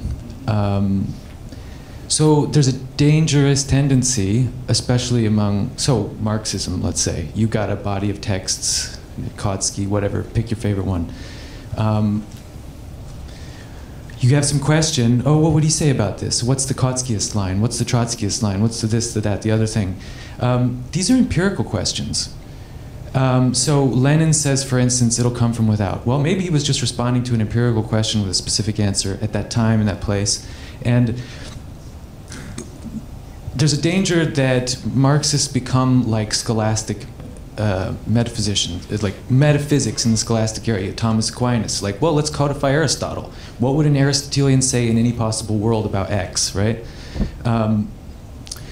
If we're talking about this world, the one we have, we can't do that, right? So how it has to be or what needs to be done is a specific local question that will be decided by the facts. The way the world is will decide what's possible.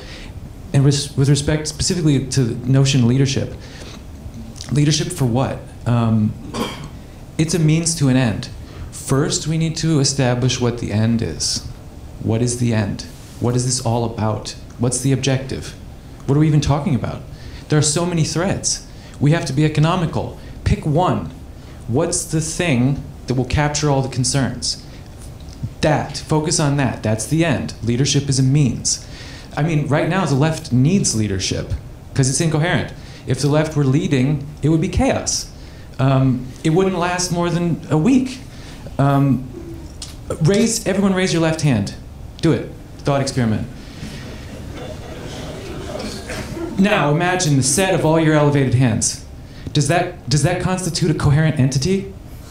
No, it's a half of each of you, right? It's a fragment. It's a bunch of fragments. Similarly, the left names many different things. We have to be more precise, more economical. Yeah, I'll just stop there.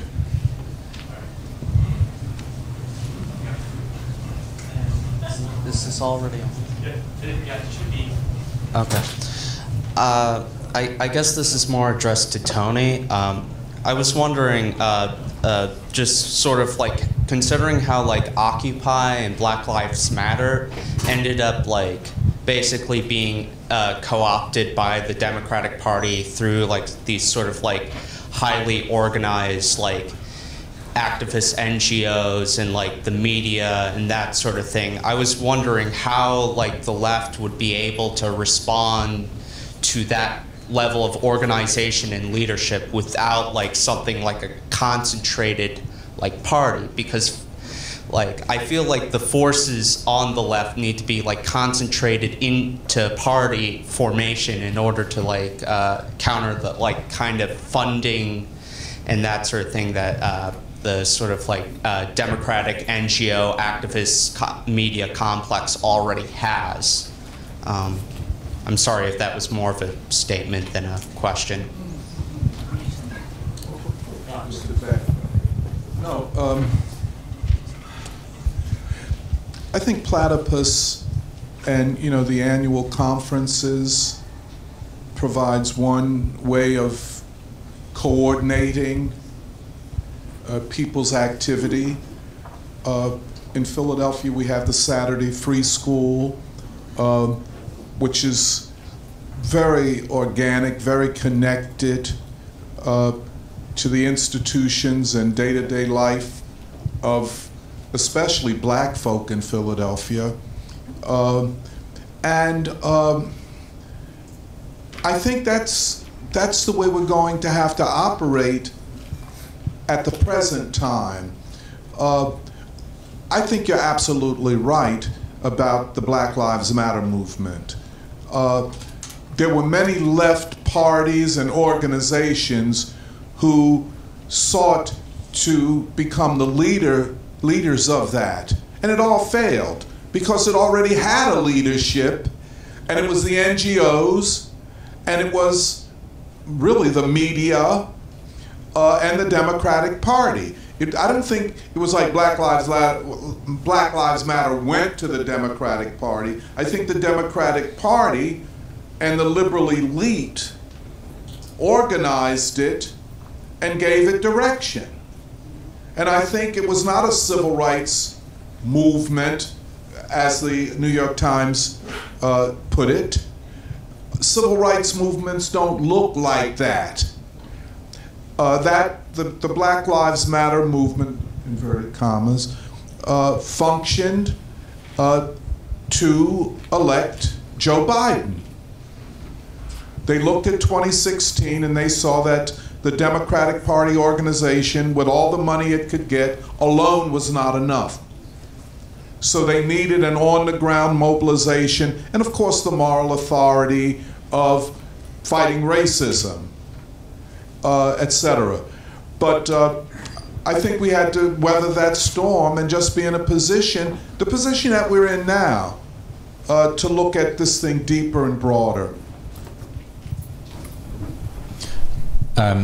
So one of the things about leadership, especially in capitalism, which is a changing world, is kind of to be ahead of the curve. Oh, stand up, sorry, hello. One of the things is to be ahead of the curve.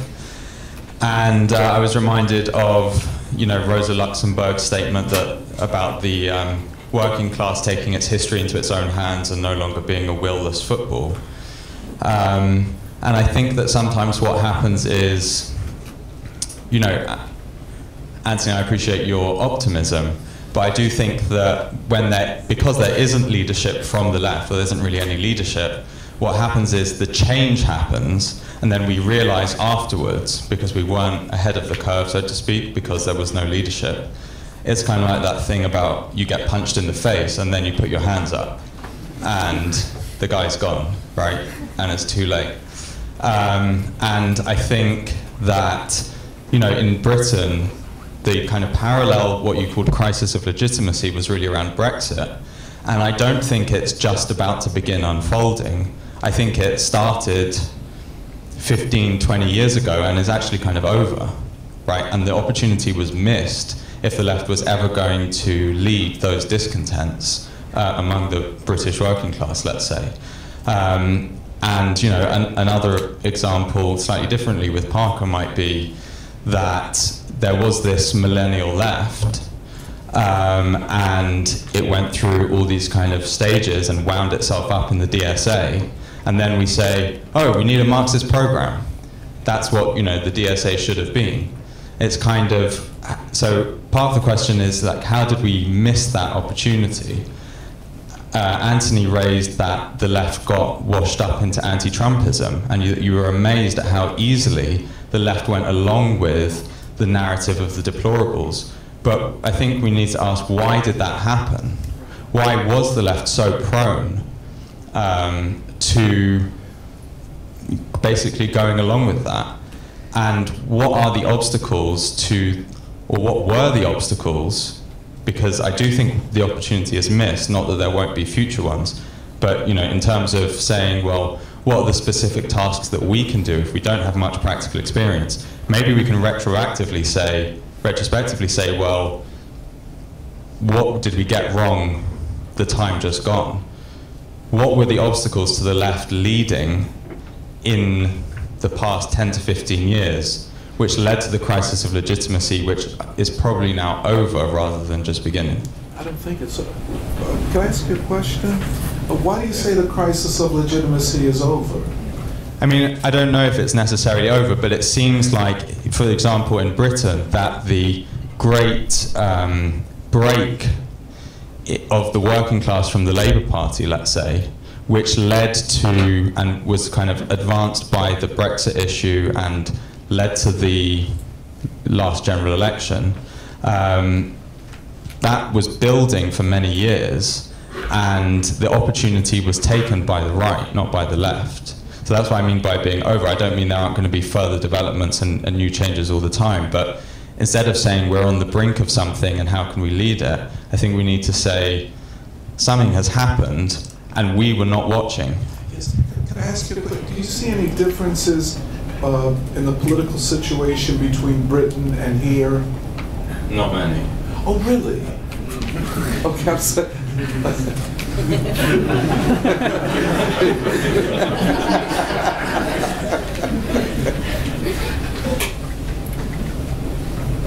Any other response? Do you have anything to say to that? Yeah, I would just agree with Anthony. I don't think the crisis of legitimacy is over, even if the window was missed by the left in the immediate question of whatever's happened in the last 5 years. And I think maybe it was necessary for us to kind of fail, or for the left to fail on those questions, to be able to think about how we can succeed in the future. So I think the left is in its infancy. I keep bringing up German social democracy. I think we're basically back at square one where socialists were in the 1860s.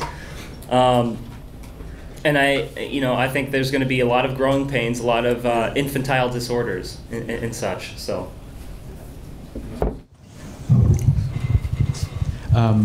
I just appreciate that observation. Actually, that's a good way to put it. We always sort of catch on too late, but that might just be the way things are.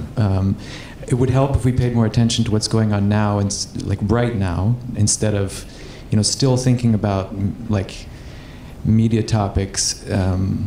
It seems like it's possible. I don't have a good answer, sorry, but that's just a nice way to think about it, the way you just formulated it.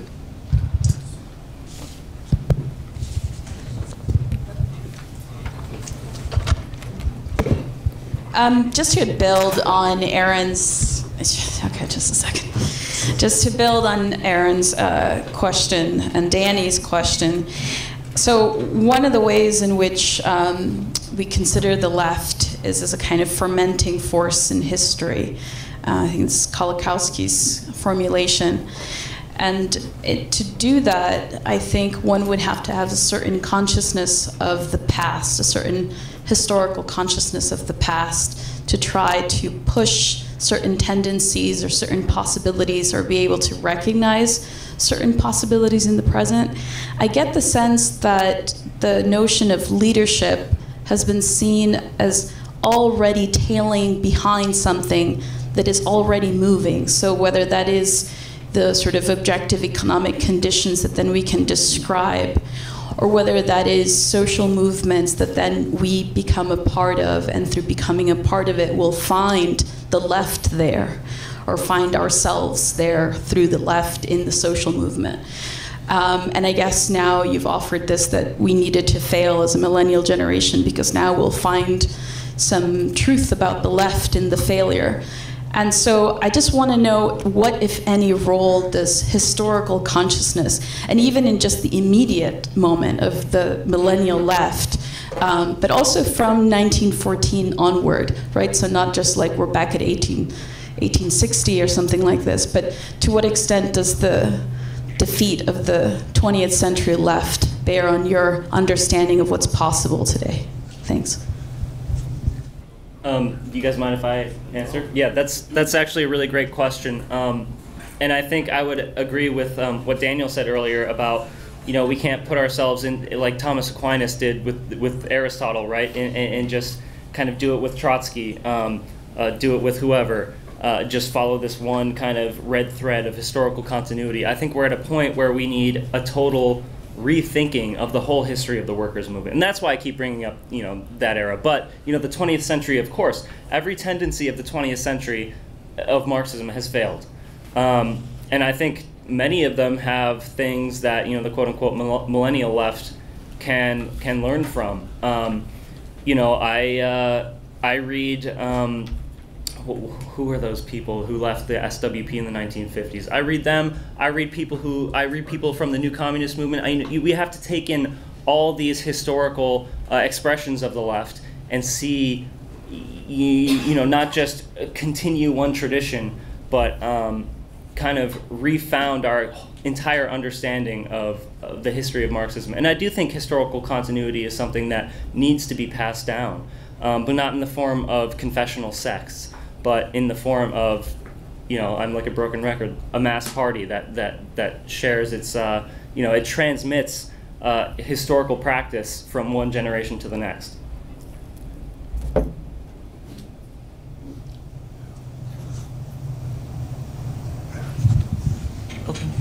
I would encourage more parsimony about this. Like, let's simplify. There's so much stuff going on. There's so much stuff, like reading all of these different authors, all these different theories. Do we need super robust historical consciousness? In one sense, yeah. In a sense which I think is obviously true and trivially true, like, we need to know that, the way things just seem to be, obviously, naturally, is, it's located in a specific historical situation, and so on and so forth. That's great, but let's not clutter up our understanding of the world with too much philosophy. And that might sound strange, maybe coming from a philosopher, but a theory is an explanation. An explanation has an explanans, which does the causing, and an explanandum, which gets, which is the effect, which the cause causes. In our theory, if our theory is an explanation, it's going to have a cause and it's going to have an effect. What in the world is the effect? What is the cause? How does this stuff work? I don't think necessarily we need to emphasize historical consciousness. We need to present causal explanations of the problems that we face and remove the causes so that the effects are removed. That would be I would just, maybe, I don't know. It's an empirical question. The left has a class basis. What kind of experiment do you want to run?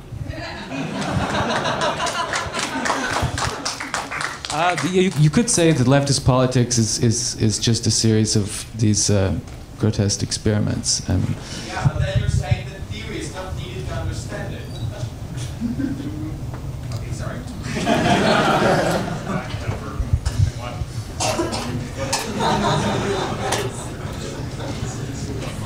What did he say? He said then you need a theory to understand it. I would like to ask a question about the party. The party has come up a couple times now, and it makes sense because leadership assumes there's something to lead, and that something might be the party, whatever that looks like in the 21st century.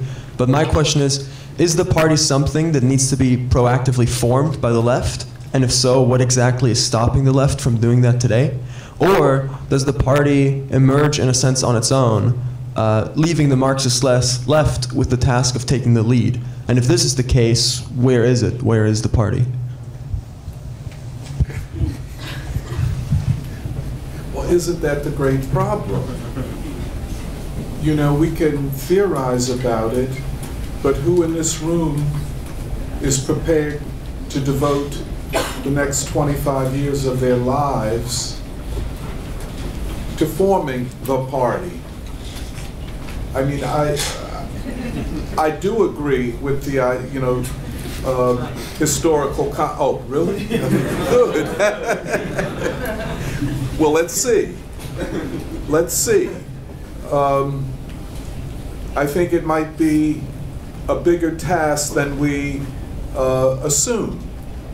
I do kind of recall, well, my own experience, but Huey Newton, the Black Panther Party, Fred Hampton, and believe me, you talk about dedicated people, they were that. Even though they did not succeed and they're not existing any longer, I don't consider it a historical failure.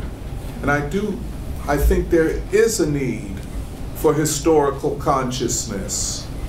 And if I understand what you mean by that, I just do not believe that the millennial generation, that I would not put that task right now on the millennial generation. I think there are other things for the millennial generation to do. Pre-Revolutionary Party organization. And I would not call the DSA a revolutionary party. Either.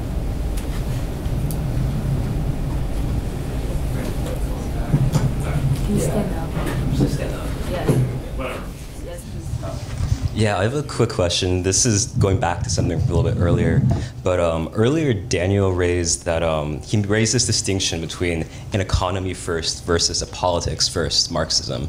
And one of the things, for example, he was saying about the politics first Marxism is that turns classes into groups of people among other groups of people instead of focusing on, say, like the economy or production, if I'm getting you right. And I was just kind of wondering if I could like pose that to the other two panelists, to Anthony and Parker, who I think are expressing what Daniel would call like a politics first Marxism, and how you would reply to that, and how would you avoid a slide into say kind of just a radical liberalism. You know, how, when you have like a spontaneity, how do you intervene in that in a way that doesn't just end up being a reproduction of what's currently happening, or just a slide back into like some kind of progressive liberalism? That would be my question. Yeah, that's a great question, because I did want to comment on that but didn't get the chance, so thank you. Yeah, I would describe myself as politics first Marxism, yeah. And I think, so if we think about you know, the three sources and component parts of Marxism, which is the Lenin article, which, surprise, surprise, he lifted it from Kautsky. He says we have German philosophy, English political economy, and French revolutionary socialism. Well, there's a missing ingredient there, which Kautsky forgot, which is Chartism, which Andy brought up earlier. And Chartism was the revolutionary democratic political movement of the English working class in the 1830s and 40s. And I think that that element of Marxism, the Chartist genesis of Marxism, has been underemphasized. And throughout the 20th century, we've lost our radical Republican roots in a way. They bubble up here and there, but I would also say that you know, in the neo-Republican tradition, that side of the Enlightenment is seen as separate from liberalism. So, you know, one form of economy first Marxism is today known as, you know, Xi Jinping thought, or Deng Xiaoping, et cetera, et cetera. You know, you just push the productive forces as far as they go. And this has its origins in Stalin's dialectical and historical materialism. You know, I'm not calling you a Stalinist, but I think I think even Trotsky has the economy first Marxism in the transitional program. His whole analysis of the Soviet Union was that you know, because it's a worker state, because it has national property forms. Well, what he doesn't talk about is the political character of the state. Well, he does talk about it, but you get my point. The conquest of political power by the working class, the democratic republic, which, you know, Engels expressed it as, or the dictatorship of the proletariat, and its democratic institutions is underemphasized by the 20th century Marxism. So to tie this into the last question I answered, I think that's why I keep on looking back to the Marxism of the era prior to 1914, because the radical democratic republicanism inherited from the Jacobins and the Chartists are so front and center, and, you know, so I would defend that version of politics first Marxism. Do you have anything to say, David?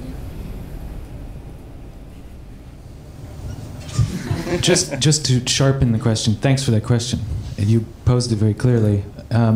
Maybe I can't make it clearer, but the question I'd want to ask is Marxism a collection of policy prescriptions? No, right. It's a theory which explains... That's what Parker's saying. No. Indeed. I'm not trying... But, you know, at the end of the day, it had better also be a theory of the way the world is in addition to whatever else. So somehow you're going to have to square that circle.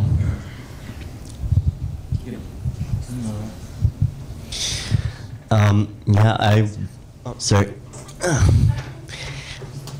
I wanted to ask a question to Anthony, and I also want to thank you for your, I think, pretty inspiring words, which also gave me a lot to think about.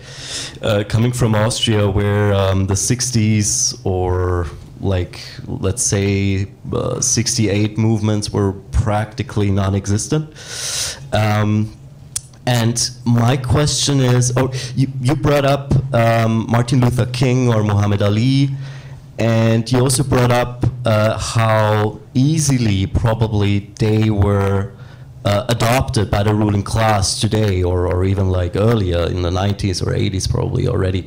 And I had to think about Adolf Reed, you know, when I heard that, and in what way the left has to consider its own complacency in its own defeat.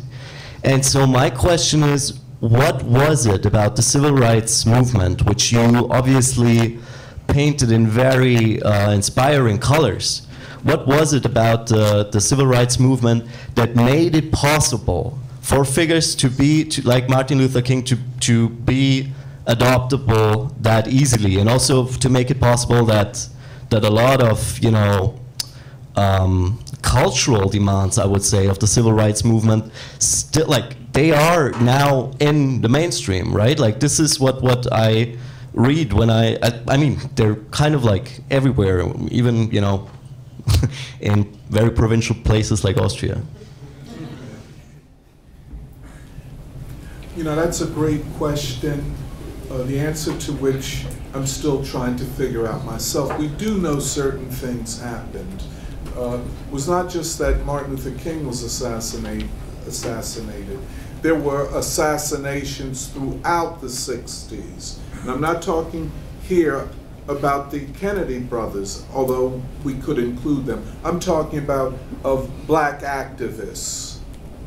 It was a period of what they call COINTELPRO, an FBI program of destabilization and infiltration and provocation.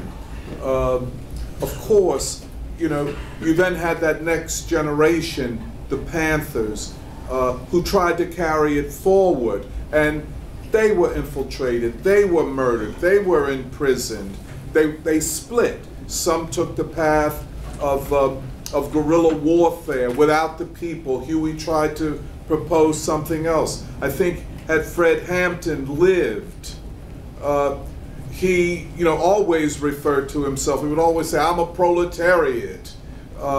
And by the way, he was in a study group, I was in it too, where we were reading Das Kapital.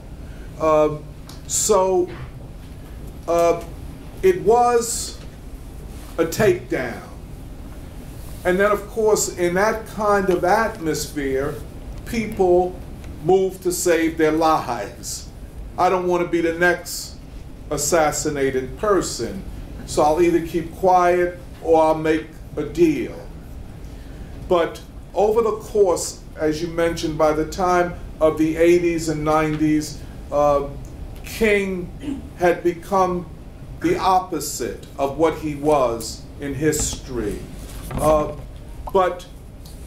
And here I agree with you, and I agree when she talks about historical consciousness, because to me historical consciousness means that you understand there's something to fight for, that you understand as we sit here today, as we're talking, that we're a part of a historical process of greatness.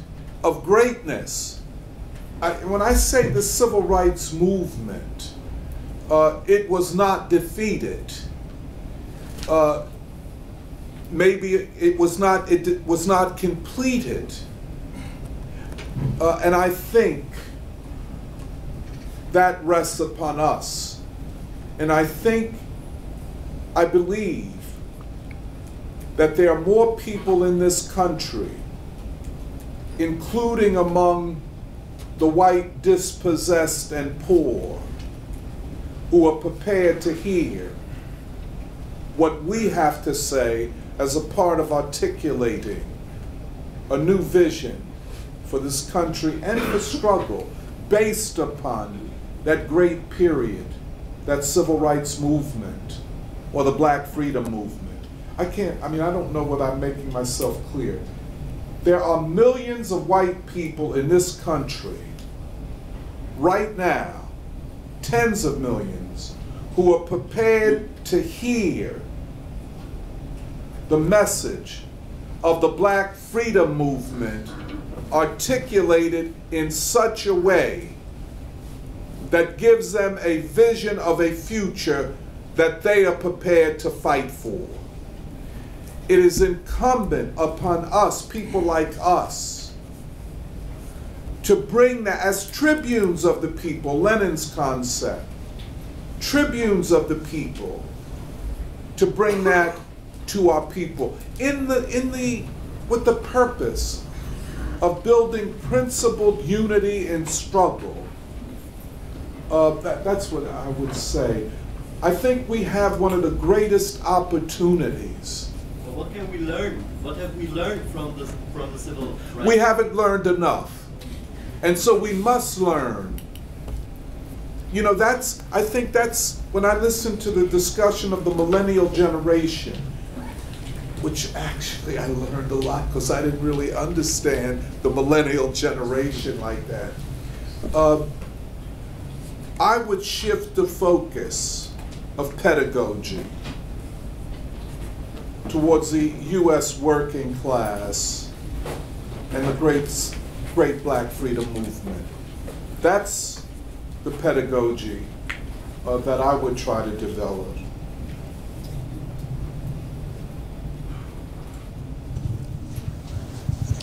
Before that, I ask my question, I'm going to frame it with 2 points. Point 1, Lenin advocated for socialists and workers to engage with the whole of society in order to distinguish the proletariat as a class from other classes. Lenin firmly refused to have petty bourgeois elements, such as a peasant populism, to politically define the party. Lenin advocated independent organization for the peasantry, specifically to subordinate the petty bourgeois to the class hegemony of the proletariat, while denying an independent organization for the Jewish Bund so that the workers would not be led by the largely small business community leaders of the Jewish neighborhood. Point 2, unions collectively bargaining a contract over the exchange of labor as a commodity are small proprietors of labor as their private property. Lenin argues that in the absence of a socialist ideology and program, the workers politically remain petty bourgeois, the labor movement demanding policy concessions from the government that is a mere extension of the economic struggle for labor contract negotiation. So this is my question. What distinguishes Marxism as a politics apart from existing forms of community activism and labor activism?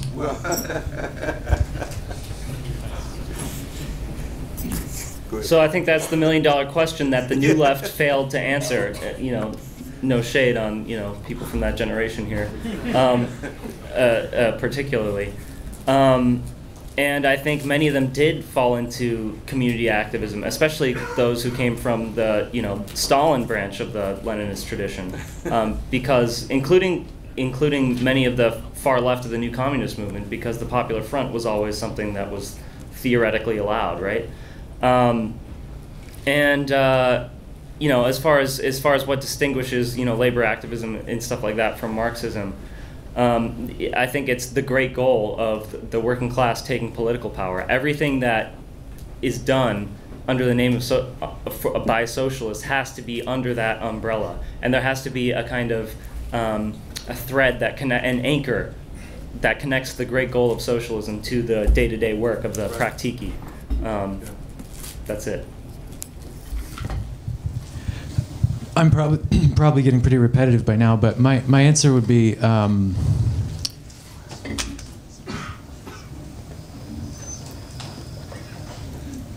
distinction between class first or economy first approaches and politics first approaches. The difference between Marxism and community activism is that you find your reasons for action in an understanding of the way the world is. And Marxism is nothing if not an explanation of why society is as it is and not otherwise. It's a noble goal, that objective, human emancipation, but many people have tried to do that and they weren't Marxists. And so that cannot be the defining feature of Marxism. So if you think about that quote you read, I'm not going to endorse those statements as sort of generally applicable now, but Lenin was giving economic reasons.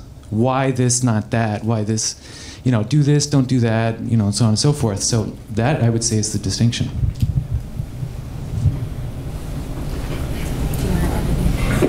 I agree with Parker pretty much on that. But we could talk about that question later. I would like to explore it with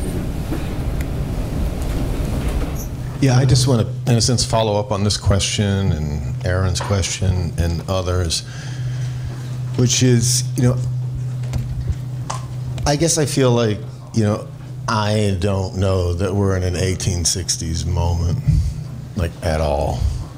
I don't think we're a dozen years out from a European-wide revolution. I don't think we're inheriting 50 years of the growth of the workers' movement, going from triumph to triumph and experimenting and developing. And I don't think that it's altogether clear that the socialist workers' movement will return, right? Maybe it will, maybe it won't, right? There are no trends in that direction. I think it's really clear.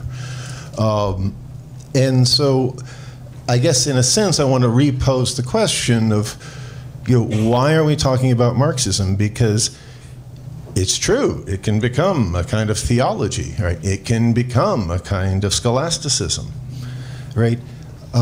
And I guess to me the issue isn't the failure of the left, isn't in some sense, the crisis of human freedom a reality of the situation, right? In a way that you're not going to go out and survey people and be able to, you can survey people as fully and as sociologically, scientific a way, and I don't think you're going to find out what the underlying discontent in this society is, right? I think the question does involve working through the past. I mean, I don't think this question of historical consciousness is just about telling yourself a story about how we got here and what the particular moment is, right? And how it's different, right? So I guess I really want to press this question that the issue is empirical.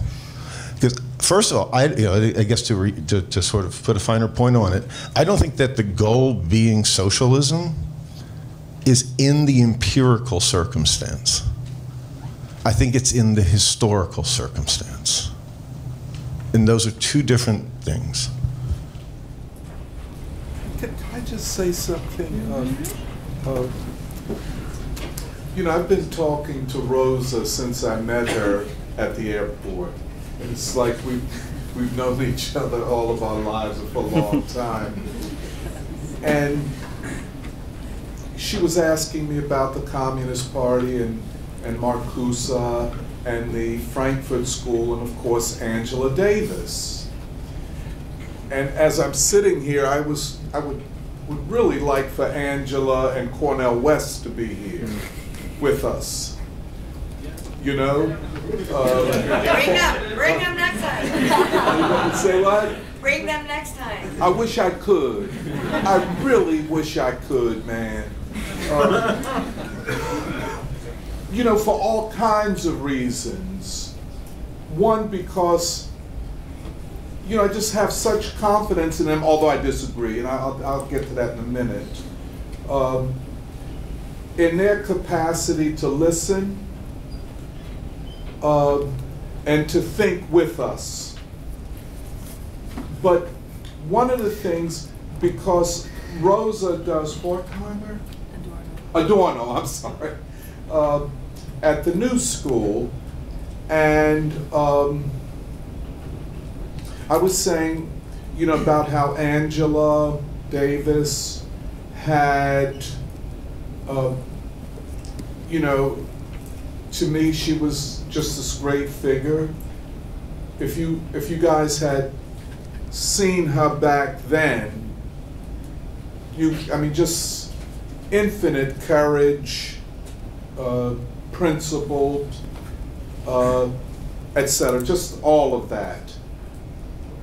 But now, very little of that is left. I hate to say it, and I'm not saying it in celebration or that this was inevitable. I don't know all of the reasons, but I was talking to Rosa about how Angela and I are different. We're both on the Central Committee, see each other. We knew each other, but not that good. She was on the West Coast, the West Coast, East Coast thing. But how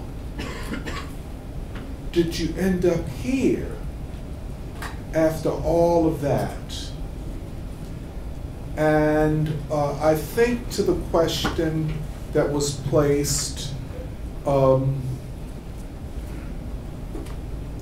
is it all for naught? I think that was, is that a fair? Not necessarily. I'm just saying, why are we talking about Marxism, right? If the question is just addressing the struggle as it exists now. Yeah, why do we have to address these problems through a Marxist lens? You know, as quiet as it's kept, maybe we don't have to. I don't agree with that. I think we do, but it's the Marxist lens that we use. I don't think there's a single Marxist lens. That's why, you know, in other panel I said, well, Marxism to me is through the lens of Lenin and Du Bois in a lot of ways. Maybe that's not sufficient. But I don't see any reason not to do it through a Marxist lens. But I think there are other ways of doing it that might lead to the same results, quiet as it's kept.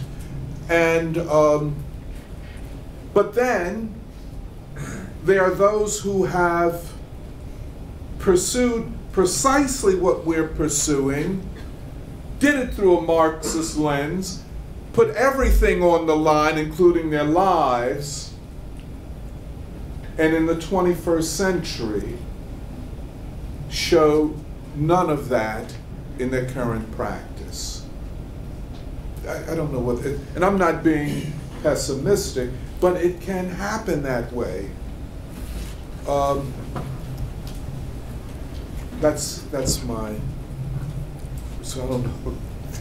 I would just add something really quickly that I think you're right that it might not be the case that a socialist workers movement could reemerge. Oh yeah, that was good. But I think we have to take Pascal's wager here. Under the chance that one could, we have to pursue it. Yes. And yes. there's no other. No, please. I love the call and response here. That's great. Forgive me. I like when people agree with me. Yeah. Yeah, that's it. Yeah. So I think that remark is apt. We have no reason to believe that anything like what was seen in the 20th century will happen again with socialist workers' political movement. That seems right, and that seems like a good reason for not thinking about the world in the ways which those theories did. Now, going forward, because theory is an explanation of the way the world is, not a commitment to a tradition because it's noble or good or has done good things, I would say yes, but that's probably not going to happen. So let's not think about the world that way anymore. We just economize. What belongs to Marxism? What belongs? It's all right. It's all right. I mean, it's worth asking. Where do you draw the line? What's the contour? Yeah, but I can just quickly. You know, we don't do this because we're guaranteed victory.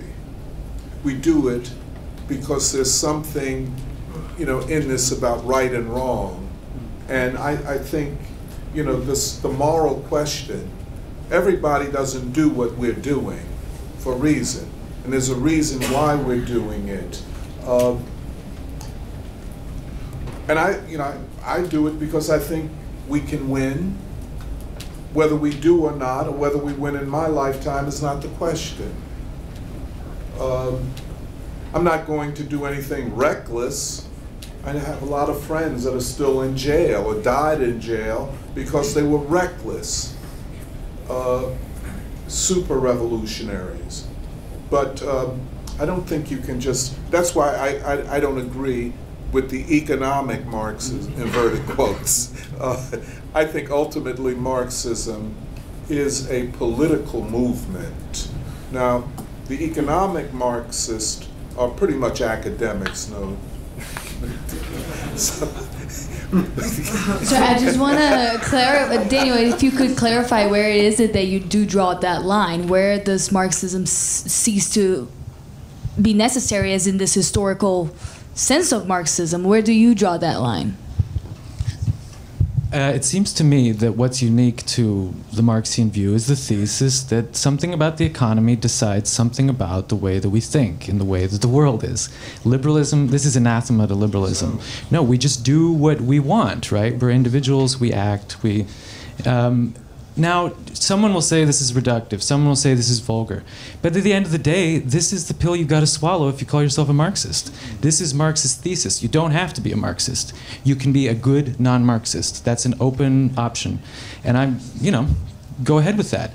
It seems to me that any theory which tries to explain politics in terms of economic dynamics could be called Marxist.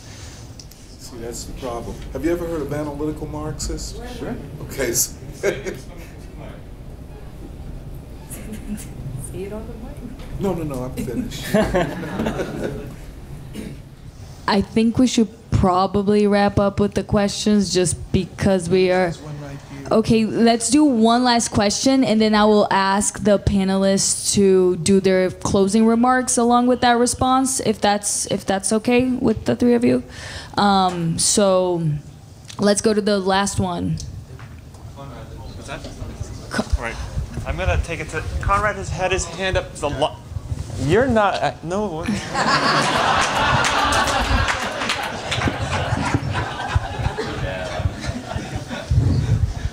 All right. So I'm sorry because this question doesn't really go to Dan, and then I have another one for Anthony, which also doesn't go to Dan.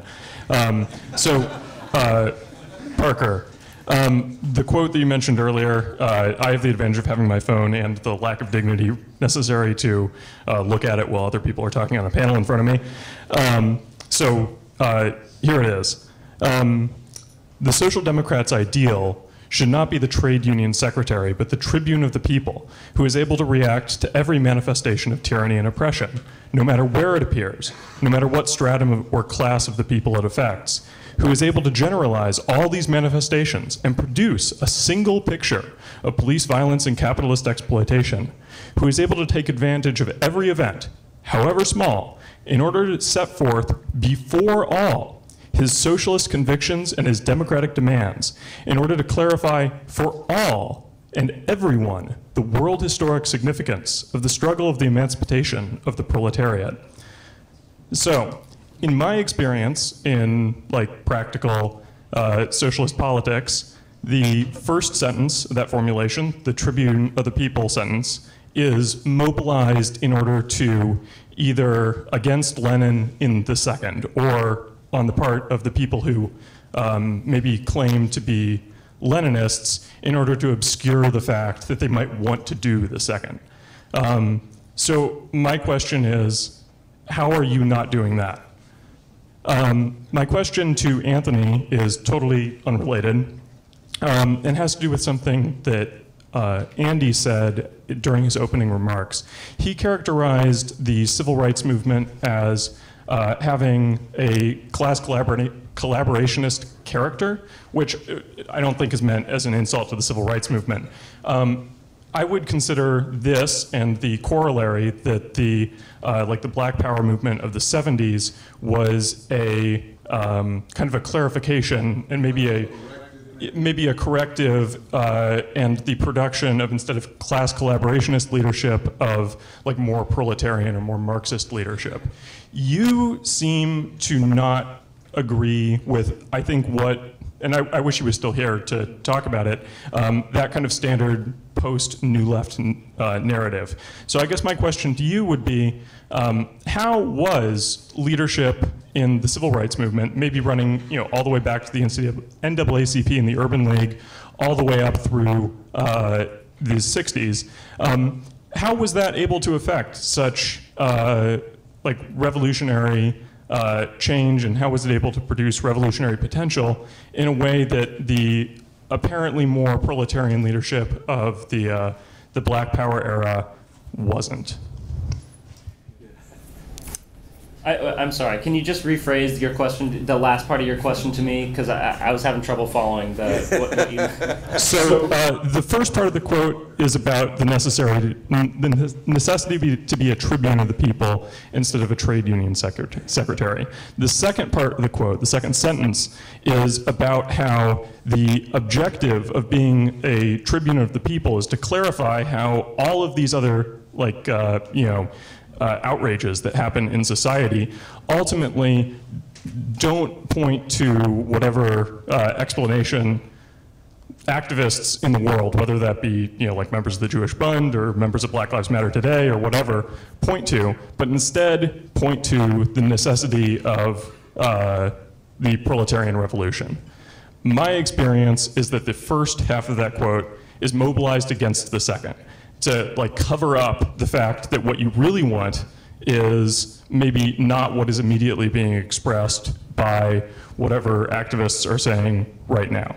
And allows you to kind of like hide behind Lenin to obscure the fact that you think that this other part of Lenin is important. My question, I mean, you're in DSA, which is filled with, I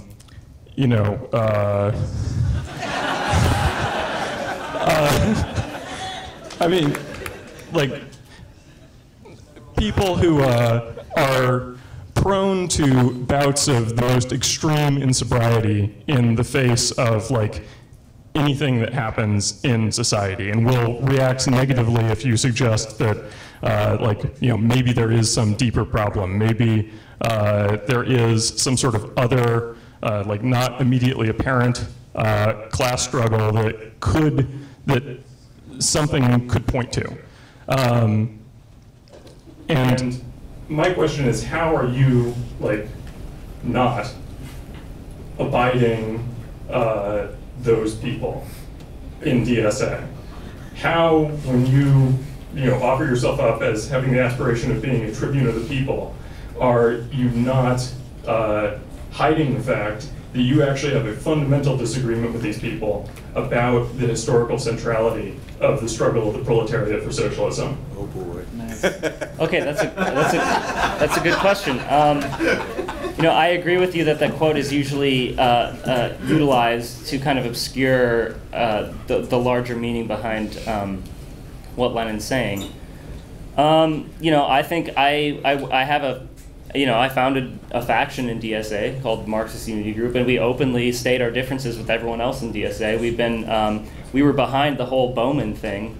We were the first people to circulate the petition saying we should, discipline Bowman for his vote for the Iron Dome. So I think and the good thing about DSA, it may have a lot of rad libs, but the good thing about DSA is you can openly factionalize in a sense. That can be dangerous to an organization, but not a lot of other socialist groups throughout the 20th century. You had the ability to kind of openly pursue your politics. And I argue with all different types of people in DSA at every meeting I go to, and I openly state my politics. So I don't think I don't agree with you that it's impossible to do that in a reformist organization.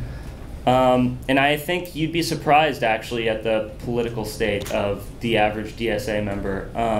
I think in 2017 it was very much as you described, but I think the most impressive people who have earned leadership in some areas, still I think a minority, but are principled Marxists. I think they do a survey every year, and this isn't very scientific because you can choose any answer you want, or every 3 years or something.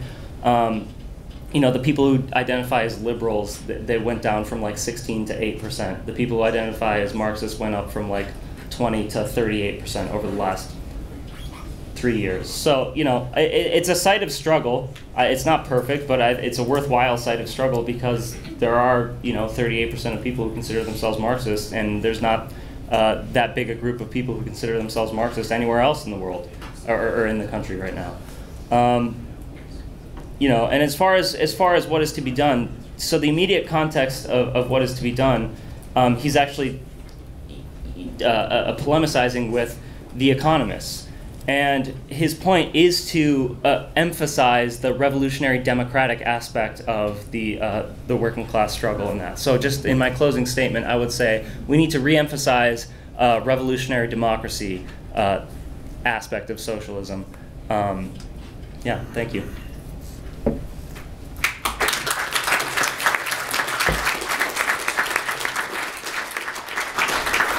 That's a really great question. And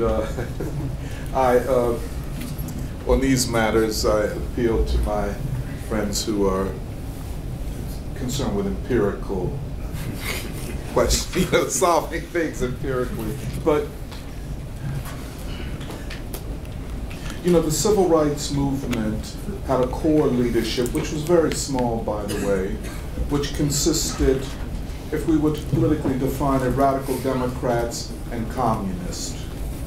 Or people who had been communists like Rosa Parks, or associated with different, what we call front organizations of the Communist Party. That's why Hoover went in there and tried to finger this and the other one, who were close to Martin Luther King, as former communists or members of the Communist Party, because they were trying to define the leadership of the civil rights movement as agents of a foreign government, as communists, and their interest was not civil rights, but to overthrow the American government. And that was a real big thing. Now, that tended to do a couple of things. First of all, it had one effect where King and other people in the SCLC, in this instance, asked people who were being targeted by Hoover and the FBI, would they step aside, would they leave? Often temporarily. The other thing is that for pragmatic, inverted quotes, reasons, some said that we had to distance ourselves from known socialists. Okay. Again, this is the period of McCarthyism, the Cold War. Now, but Martin Luther King ultimately comes out strongly against anti-communism, I mean, very strongly, and of course against the war in Vietnam, and people believe that his rejection across the board of anti-communism, and he does this in a speech on the 100th anniversary of the birth of W.E.B. Du Bois. He says, you know, Du Bois was a radical all of his life. At the end of it, he became a communist. But what's wrong with that? Picasso, Sean O'Casey, Pablo Neruda were all, you know, blase, blase, blase. And then against the war in Vietnam, where he targets the American government as the major purveyor of violence in the world, my own government, blase. Now, so therefore we see already in the general movement for civil rights, after the passage of landmark legislation, you then see a division within the ranks of the Southern Christian Leadership Conference. And many of King's most trusted friends and activists in that movement began to say, well, it's time to slow down now, Martin. And this is why those last 18 months of his life are so important. Because, if I could just describe it, he said, no, we can't slow down. I have to go to Memphis. The workers in Memphis need me. He could have stopped in 1965. Civil rights legislation, upholding the 14th and 15th Amendments. You know, we had been denied that for 100 years, almost 100 years. We get it. Martin, back up, slow down, you've done enough. You got your children, you got your wife. No, I have to go to Memphis. And then I have to take up the war in Vietnam. New York Times, Washington Post, most of the institutions of the bourgeoisie, including a good part of black leadership, attack him. And they say peace, the way they put it back then, peace and civil rights don't mix. He said, but I have to speak out against the war. The bombs dropped in a village in Vietnam explode in Detroit. This way of formulating it. The ruling class decides this man is too powerful to oppose our war, to oppose our system that produces poverty, and to connect all of these three together. Now, by that time, what was his closest core had split. I can't right now tell you who was on what side, but it split. And King he felt very much alone, and he was, but he soldiered on. Now, there was another thing going on, and that was Stokely Carmichael and SNCC.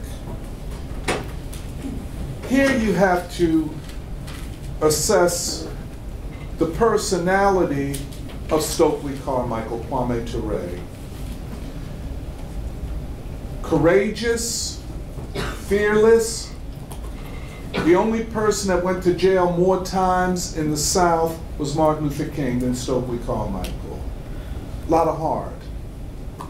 Young and egotistical. And like many of us close to his age, civil rights movement is going too slow. Too many of these preachers.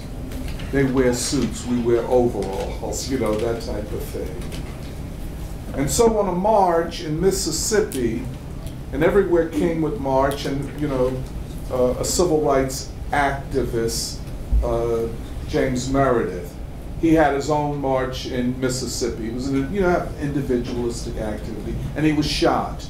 And the civil rights movement comes to Mississippi, said we won't tolerate this, and we're going to march against that and draw world press attention to what happened here in Mississippi. See what I'm saying? And as they march, Stokely Carmichael positions him right up beside Martin Luther King. There was no problem with that in King's sense. No. He understood Stokely, knew how Stokely sought attention. And he shouts, "Black power! Black power!" You know what I'm saying? What we want. And King, because the press was like, well, King, what do you want? And Stokely said, we want black power, which means, in that context, that we don't any longer, we the youth, don't any longer want this leadership, which is a too slow leadership. Now, keep in mind, King is coming out against the war in Vietnam, he's coming out against anti-communism with Du Bois and so on and so forth. He is going to what we would call the post-civil rights stage of the struggle, which was not a retreat, but an advance. But to achieve that required a new configuration of leadership and unity. What Stokely and those were saying is, in effect, objectively, that we will not find ways to affect this new political unity in the post-civil rights movement, where we're focusing upon poverty, war, and racism, not just upon civil rights. Let me just say one last thing to bring my point home. Grace Lee Boggs. Grace Lee Boggs is one of the most important figures in the Black Power movement. Her relationship to the Revolutionary Union movement in Detroit, her writings along with her husband James Boggs concerning automation and displacement of workers and Black Power. Grace Lee Boggs and most of the young radicals, and for a while I include myself among them, said the civil rights movement has failed, even after King's assassination, that it was going too slow, that it was not able to achieve real revolutionary change, and the civil rights movement, this rhetorical flourish, was not a revolution. It was a Negro revolution, and what we want is a black revolution. You dig what I'm saying? Rhetorical flourishes of young people. I'm one of them. So I know what the deal was. You dig? That same rhetoric split the Black Panther Party. Grace Lee Boggs, after the death of her husband, James Boggs, has an epiphany, as it were. She's a Marxist.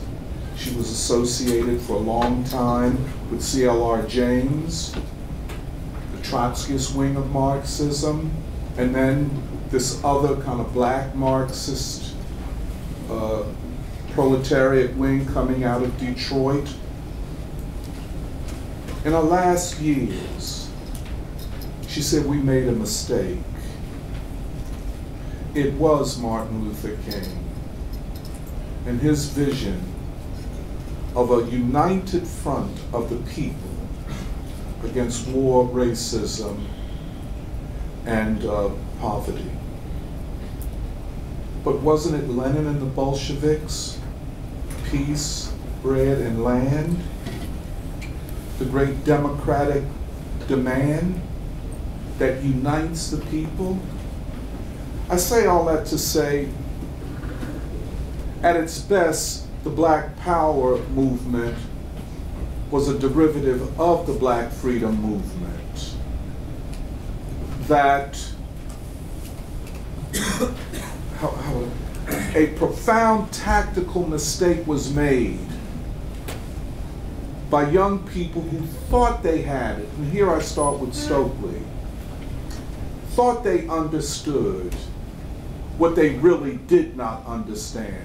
Stokely eventually gives up on the US people and black people in the United States and says that the revolution is now centered in West Africa, that there are no revolutionary possibilities here, but the revolutionary energy is in West Africa. I'm still not convinced of that formulation.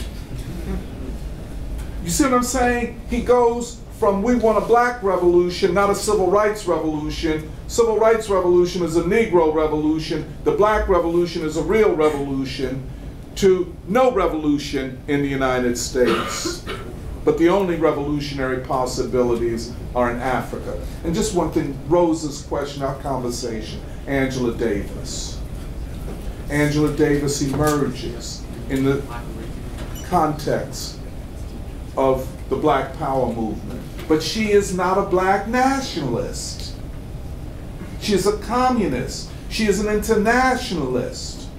She is the ultimate, the quintessential tribune of the people, coming out of the civil rights movement. As you know, she was from Birmingham, Alabama. Her parents were communists and in the civil rights movement.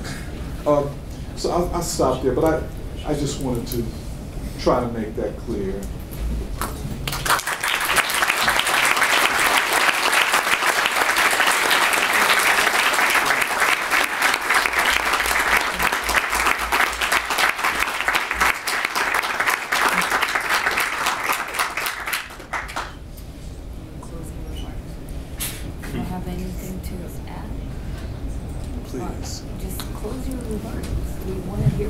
Okay, so if I had one closing remark, it would probably be this. I guess it's going to be this.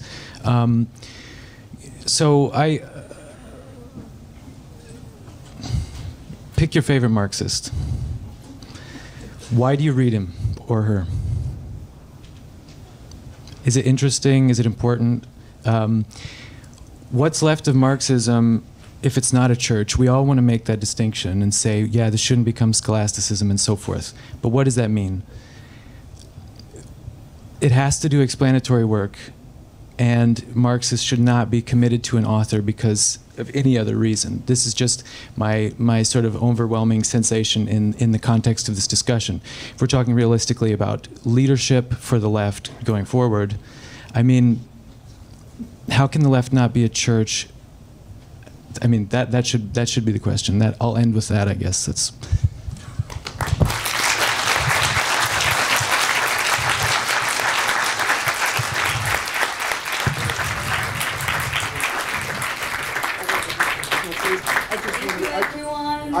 Can I just say my last word is that Platypus has great potential to give leadership to and in the left.